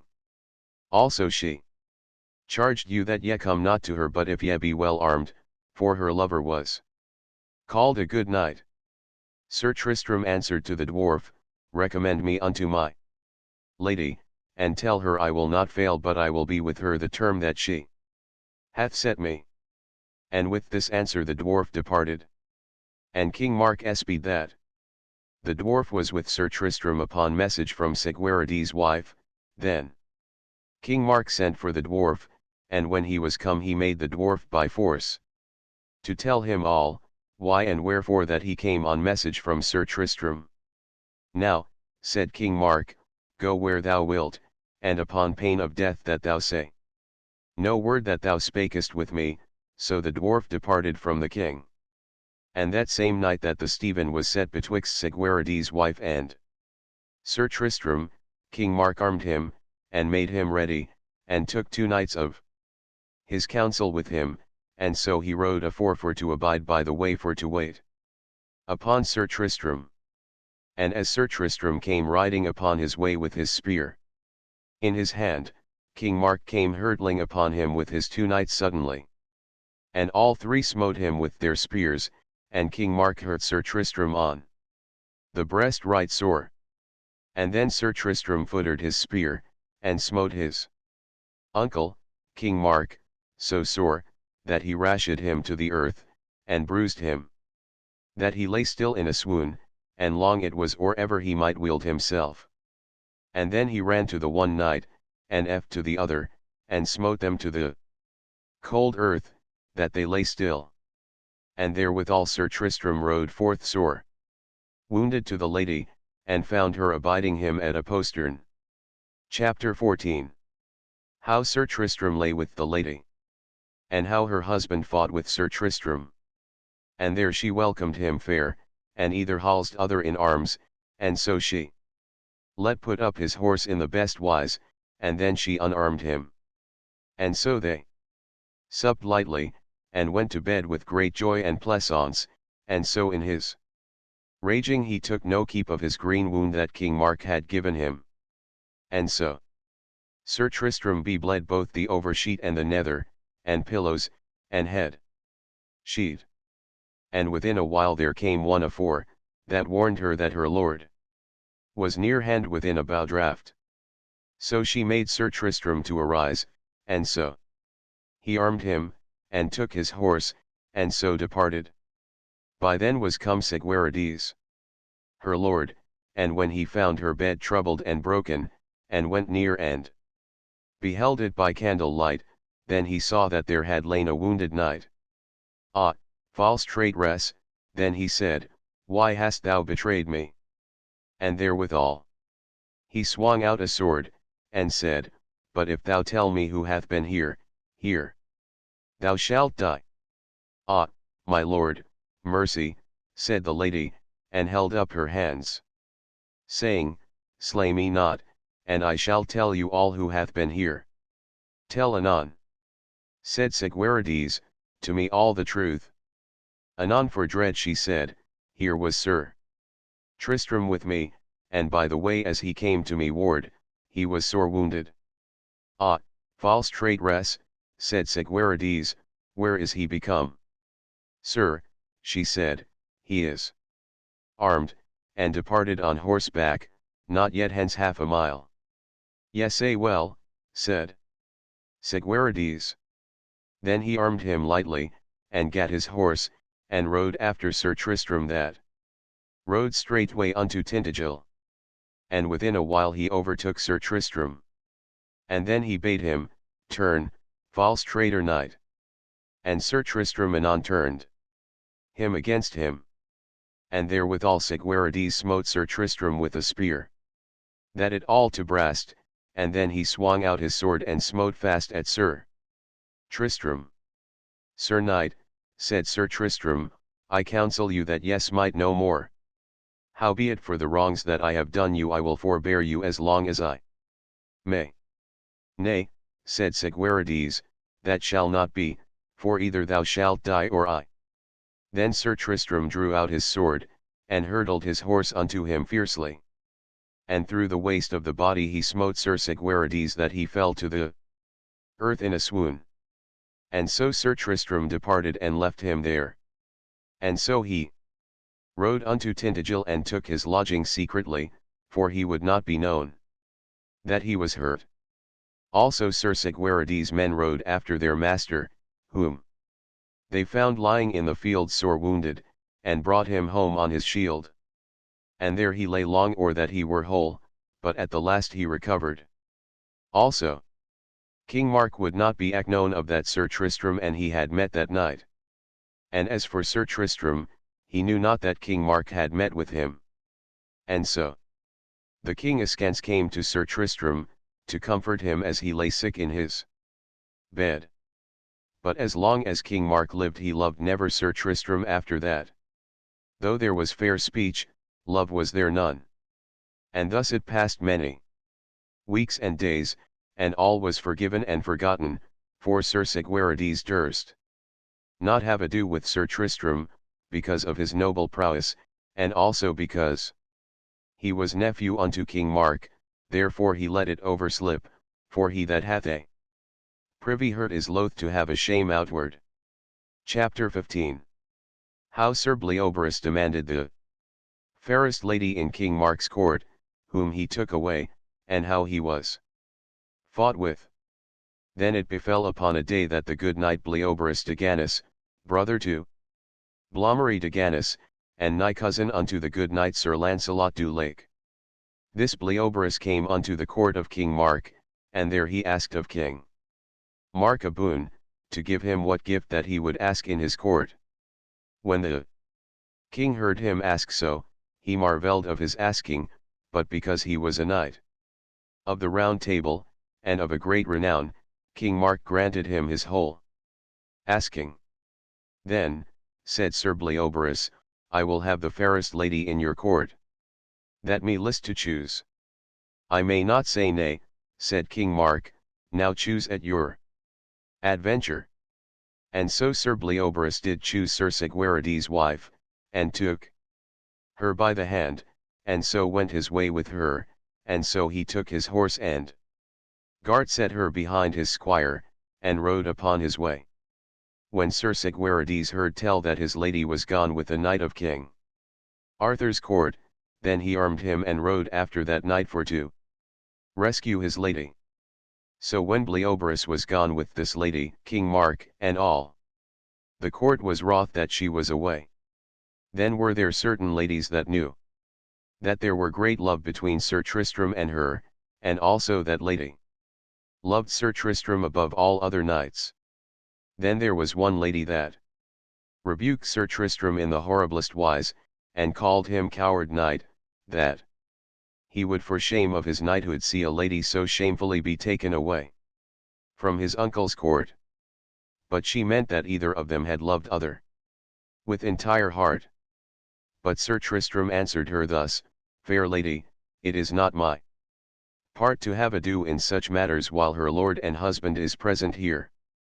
And if it had been that her lord had not been here in this court, then for the worship of this court peradventure I would have been her champion, and if so be Sir Segwarides speed not well, it may happen that I will speak with that good knight or ever he pass from this country. Then within a while came one of Sir Segwarides' squires, and told in the court that Sir Segwarides was beaten sore and wounded to the point of death, as he would have rescued his lady. Sir Bleoberis overthrew him and sore hath wounded him. Then was King Mark heavy thereof, and all the court. When Sir Tristram heard of this he was ashamed and sore grieved, and then was he soon armed and on horseback, and Gouvernail, his servant, bare his shield and spear. And so as Sir Tristram rode fast he met with Sir Andrade his cousin, that by the commandment of King Mark was sent to bring forth, and ever it lay in his power, 2 knights of Arthur's court, that rode by the country to seek their adventures. When Sir Tristram saw Sir Andrade he asked him what tidings. So God me help, said Sir Andrade, there was never worse with me, for here by the commandment of King Mark I was sent to fetch 2 knights of King Arthur's court, and that one beat me and wounded me, and set not by my message. Fair cousin, said Sir Tristram, ride on your way, and if I may meet them it may happen I shall revenge you. So Sir Andrade rode into Cornwall, and Sir Tristram rode after the 2 knights, the which one hight Sagramore le Desirous, and the other hight Dodinas le Savage. Chapter 16. How Sir Tristram fought with 2 knights of the Round Table. Then within a while Sir Tristram saw them afore him, 2 likely knights. Sir, said Gouvernail unto his master, Sir, I would counsel you not to have ado with them, for they be 2 proved knights of Arthur's court. As for that, said Sir Tristram, have ye no doubt but I will have ado with them to increase my worship, for it is many days sithen I did any deeds of arms. Do as ye list, said Gouvernail. And therewithal anon Sir Tristram asked them from whence they came, and whither they would, and what they did in those marches. Sir Sagramore looked upon Sir Tristram, and had scorn of his words, and asked him again, Fair knight, Be ye a knight of Cornwall? Whereby ask ye it? Said Sir Tristram. For it is seldom seen, said Sir Sagramore, that ye Cornish knights be valiant men of arms, for within these 2 hours there met us one of your Cornish knights. And great words he spake, and anon with little might he was laid to the earth. And, as I trow, said Sir Sagramore, ye shall have the same hansel that he had. Fair lords, said Sir Tristram, it may so happen that I may better withstand than he did, and whether ye will or nill I will have ado with you, because he was my cousin that ye beat. And therefore here do your best, and wit ye well. But if ye quit you the better here upon this ground, one knight of Cornwall shall beat you both. When Sir Dodinas le Savage heard him say so he gat a spear in his hand, and said, Sir Knight, keep well thyself, and then they departed and came together, as it had been thunder. And Sir Dodinas' spear brast in sunder, but Sir Tristram smote him with a more might, that he smote him clean over the horse croup, that nigh he had broken his neck. When Sir Sagramore saw his fellow have such a fall he marvelled what knight he might be.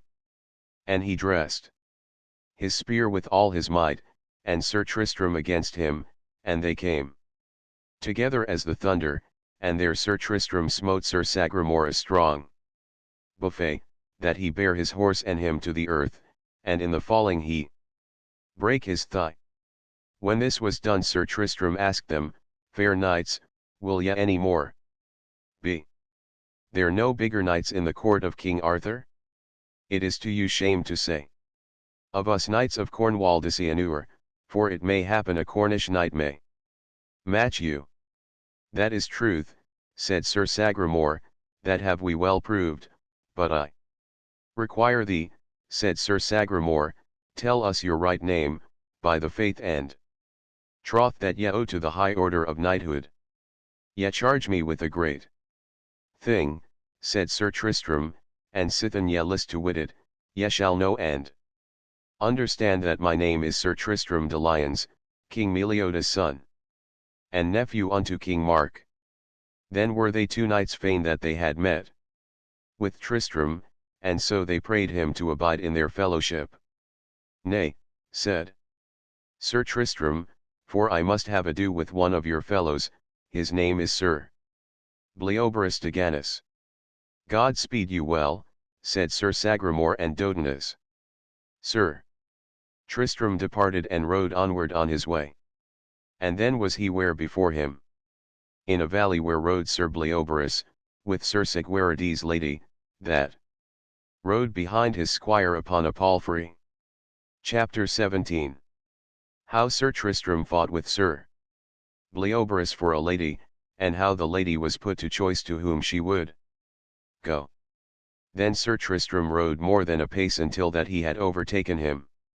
Then spake Sir Tristram, Abide, he said, Knight of Arthur's court, bring again that lady, or deliver her to me. I will do neither, said Bleoberis, for I dread no Cornish knight so sore that me list to deliver her. Why, said Sir Tristram, may not a Cornish knight do as well as another knight? This same day 2 knights of your court within this 3 mile met with me, and or ever we departed they found a Cornish knight good enough for them both. What were their names? Said Bleoberis. They told me, said Sir Tristram, that the one of them hight Sir Sagramore le Desirous, and the other hight Dodinas le Savage. Ah! Said Sir Bleoberis, have ye met with them?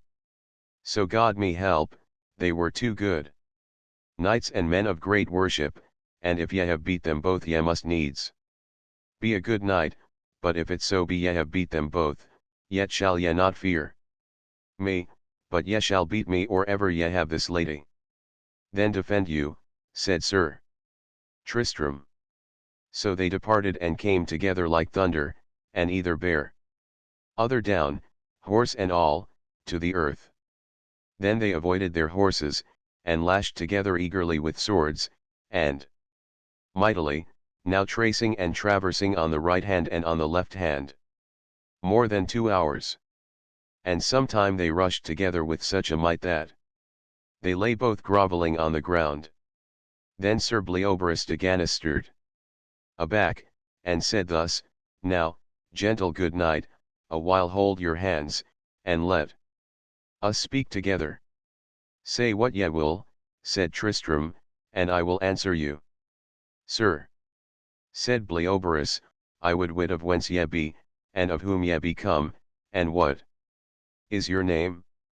So God me help, said Sir Tristram, I fear not to tell you my name. Wit ye well I am King Meliodas' son, and my mother is King Mark's sister, and my name is Sir Tristram de Lions, and King Mark is mine uncle. Truly, said Bleoberis, I am right glad of you, for ye are he that slew Marhaus the knight, hand for hand in an island, for the truage of Cornwall. Also ye overcame Sir Palomides the good knight, at a tournament in an island, where ye beat Sir Gawain and his 9 fellows. So God me help, said Sir Tristram, wit ye well that I am the same knight. Now I have told you my name, tell me yours with good will. Wit ye well that my name is Sir Bleoberis de Ganis, and my brother hight Sir Malory de Ganis, that is called a good knight, and we be sisters' children unto my lord Sir Launcelot du Lake, that we call one of the best knights of the world. That is truth, said Sir Tristram, Sir Launcelot is called peerless of courtesy and of knighthood, and for his sake, said Sir Tristram, I will not with my good will fight no more with you, for the great love I have to Sir Launcelot du Lake. In good faith, said Bleoberis, as for me I will be loath to fight with you, but sithen yet follow me here to have this lady, I shall proffer you kindness, courtesy, and gentleness right here upon this ground. This lady shall be betwixt us both, and to whom that she will go, let him have her in peace. I will well, said Tristram, for, as I deem, she will leave you and come to me. Ye shall prove it. Anon, said Bleoberis. Chapter 18. How the lady forsook Sir Tristram, and abode with Sir Bleoberis, and how she desired to go to her husband. So when she was set betwixt them both she said these words unto Sir Tristram. Wit ye well, Sir Tristram de Lions, that but late thou wast the man in the world that I most loved and trusted, and I ween thou hadst loved me again above all ladies, but when thou sawest this knight lead me away thou madest no cheer to rescue me, but suffered my lord Segwarides ride after me, but until that time I ween thou hadst loved me, and therefore now I will leave thee, and never love thee more. And therewithal she went unto Sir Bleoberis. When Sir Tristram saw her do so he was wonderly wroth with that lady, and ashamed to come to the court. Sir Tristram, said Sir Bleoberis, ye are in the default, for I hear by this lady's words she before this day trusted you above all earthly knights, and, as she saith, ye have deceived her, therefore wit ye well, there may no man hold that will away, and rather than ye should be heartily displeased with me I would ye had her, and she would abide with you. Nay, said the lady, so God me help I will never go with him, for he that I loved most I weened he had loved me. And therefore, Sir Tristram, she said, ride as thou came, for though thou hadst overcome this knight, as ye was likely, with thee never would I have gone. And I shall pray this knight so fair of his knighthood, that or ever he pass this country, that he will lead me to the abbey where my lord Sir Segwarides lieth. So God me help, said Bleoberis, I let you wit, good knight Sir Tristram, because King Mark gave me the choice of a gift in this court, and so this lady liked me best notwithstanding, she is wedded and hath a lord, and I have fulfilled my quest, she shall be sent unto her husband again, and in especial most for your sake, Sir Tristram, and if she would go with you I would yet had her. I thank you, said Sir Tristram. But for her love I shall beware what manner a lady I shall love or trust, for had her lord, Sir Segwarides, been away from the court, I should have been the first that should have followed you, but sithen that ye have refused me, as I am true knight I shall her know passingly well that I shall love or trust. And so they took their leave one from the other and departed.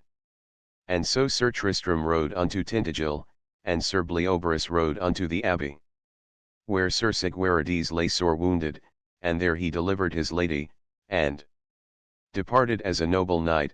And when Sir Segwarides saw his lady, he was greatly comforted, and then she told him that Sir Tristram had done great battle with Sir Bleoberis, and caused him to bring her again. These words pleased Sir Segwarides right well, that Sir Tristram would do so much, and so that lady told all the battle unto King Mark betwixt Sir Tristram and Sir Bleoberis. Chapter 19. How King Mark sent Sir Tristram for La Belle Isoude toward Ireland, and how by fortune he arrived into England. Then when this was done King Mark cast always in his heart how he might destroy Sir Tristram. And then he imagined in himself to send Sir Tristram into Ireland for La Belle Isoude. For Sir Tristram had so praised her beauty and her goodness, that King Mark said that he would wed her, whereupon he prayed Sir Tristram to take his way into Ireland for him on message. And all this was done to the intent to slay Sir Tristram. Notwithstanding, Sir Tristram would not refuse the message for no danger nor peril that might fall, for the pleasure of his uncle. But to go he made him ready in the most goodliest wise that might be devised. For Sir Tristram took with him the most goodliest knights that he might find in the court, and they were arrayed, after the guise that was then used, in the goodliest manner. So Sir Tristram departed and took the sea with all his fellowship. And anon, as he was in the broad sea a tempest took him and his fellowship, and drove them back into the coast of England, and there they arrived fast by Camelot, and full fain they were to take the land. And when they were landed Sir Tristram set up his pavilion upon the land of Camelot, and there he let hang his shield upon the pavilion. And that same day came two knights of King Arthur's, that one was Sir Ector de Maris, and Sir Morganor. And they touched the shield, and bade him come out of the pavilion for to joust, and he would joust. Ye shall be answered, said Sir Tristram, and ye will tarry a little while. So he made him ready, and first he smote down Sir Ector de Maris, and after he smote down Sir Morganor, all with one spear, and sore bruised them. And when they lay upon the earth they asked Sir Tristram what he was, and of what country he was knight. Fair lords, said Sir Tristram, wit ye well that I am of Cornwall. Alas, said Sir Ector, now am I ashamed that ever any Cornish knight should overcome me. And then for despite, Sir Ector put off his armor from him, and went on foot, and would not ride. Chapter XX. How King Anguish of Ireland was summoned to come to King Arthur's court for treason. Then it fell that Sir Bleoberis and Sir Malory de Gannis, that were brethren, they had summoned the King Anguish of Ireland for to come to Arthur's court upon pain of forfeiture of King Arthur's good grace. And if the King of Ireland came not in, at the day assigned and set, the king should lose his lands. So it happened that at the day assigned, King Arthur neither Sir Lancelot might not be there for to give the judgment, for King Arthur was with Sir Lancelot at the castle Joyous-Gard. And so King Arthur assigned King Carados and the King of Scots to be there that day as judges. So when the kings were at Camelot, King Anguish of Ireland was come to know his accusers. Then was there Sir Malory de Gannis, and appealed the King of Ireland of treason, that he had slain a cousin of his in his court in Ireland by treason. The king was sore abashed of his accusation, for why he was come at the summons of King Arthur, and or he came at Camelot he wist not wherefore he was sent after. And when the king heard Sir Blommery say his will, he understood well there was none other remedy but for to answer him knightly, for the custom was such in those days, that an any man were appealed of any treason or murder he should fight body for body, or else to find another knight for him. And all manner of murders in those days were called treason. So when King Anguish understood his accusing he was passing heavy, for he knew Sir Blommery de Ganis that he was a noble knight, and of noble knights come. Then the King of Ireland was simply purveyed of his answer, therefore the judges gave him respite by the third day to give his answer. So the king departed unto his lodging. The meanwhile there came a lady by Sir Tristram's pavilion making great dole. What aileth you, said Sir Tristram, that ye make such dole? Ah, fair knight, said the lady, I am ashamed.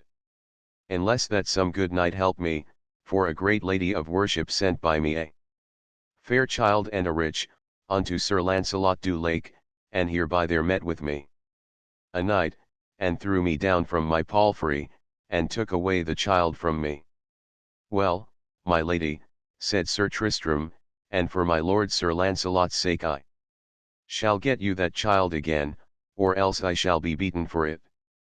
And so Sir Tristram took his horse, and asked the lady which way the knight rode, and then she told him.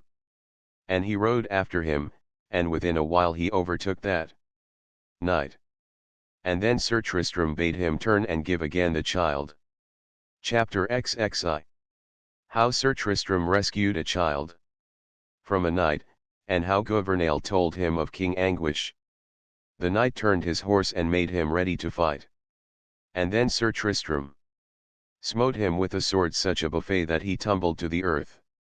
And then he yielded him unto Sir Tristram. Then come thy way, said Sir Tristram, and bring the child to the lady again. So he took his horse meekly and rode with Sir Tristram, and then by the way Sir Tristram asked him his name. Then he said, My name is Brio Sans Pite. So when he had delivered that child to the lady, he said, Sir, as in this the child is well remedied. Then Sir Tristram let him go. Again that sore repented him after, for he was a great foe unto many good knights of King Arthur's court. Then when Sir Tristram was in his pavilion Gouvernail, his man, came and told him how that King Anguish of Ireland was come thither, and he was put in great distress, and there Gouvernail told Sir Tristram how King Anguish was summoned and appealed of murder. So God me help, said Sir Tristram, these be the best tidings that ever came to me this 7 years, for now shall the King of Ireland have need of my help, for I dare say there is no knight in this country that is not of Arthur's court dare do battle with Sir Blommery de Ganis. And for to win the love of the King of Ireland I will take the battle upon me. And therefore Gouvernail bring me, I charge thee, to the king. Then Gouvernail went unto King Anguish of Ireland, and saluted him fair. The king welcomed him and asked him what he would. Sir, said Gouvernail, here is a knight near hand that desireth to speak with you, he bade me say he would do you service. What knight is he? Said the king. Sir, said he, it is Sir Tristram de Lions, that for your good grace that ye showed him in your lands will reward you in this country. Come on, fellow, said the king, with me anon and show me unto Sir Tristram. So the king took a little hackney and but few fellowship with him, until he came unto Sir Tristram's pavilion. And when Sir Tristram saw the king he ran unto him and would have holden his stirrup. But the king leapt from his horse lightly, and either halsed other in there. Arms. My gracious lord, said Sir Tristram, gramercy of your great goodnesses. Showed unto me in your marches and lands, and at that time I promised you to do you service and ever it lay in my power. And, gentle knight, said the king unto Sir Tristram, now have I great need of you, never had I so great need of no knight's help. How so, my good lord? Said Sir Tristram. I shall tell you. Said the king, I am summoned and appealed from my country for the death of a knight that was kin unto the good knight Sir Launcelot, wherefore Sir Malory de Gannis, brother to Sir Bleoberis hath appealed me to fight with him, other to find a knight in my stead. And well I wot, said the king, these that are come of King Ban's blood, as Sir Launcelot and these other, are passing good knights, and hard men for to win in battle as any that I know now living. Sir, said Sir Tristram, for the good lordship ye showed me in Ireland, and for my lady your daughter's sake, la belle Isoud, I will take the battle for you upon this condition that ye shall grant me two things, that one is that ye shall swear to me that ye are in the right, that ye were never consenting to the knight's death, sir. Then said Sir Tristram, when that I have done this battle, if God give me grace that I speed, that ye shall give me a reward. What thing reasonable that I will ask of you? So God me help, said the king, ye shall have whatsoever ye will. It is well said.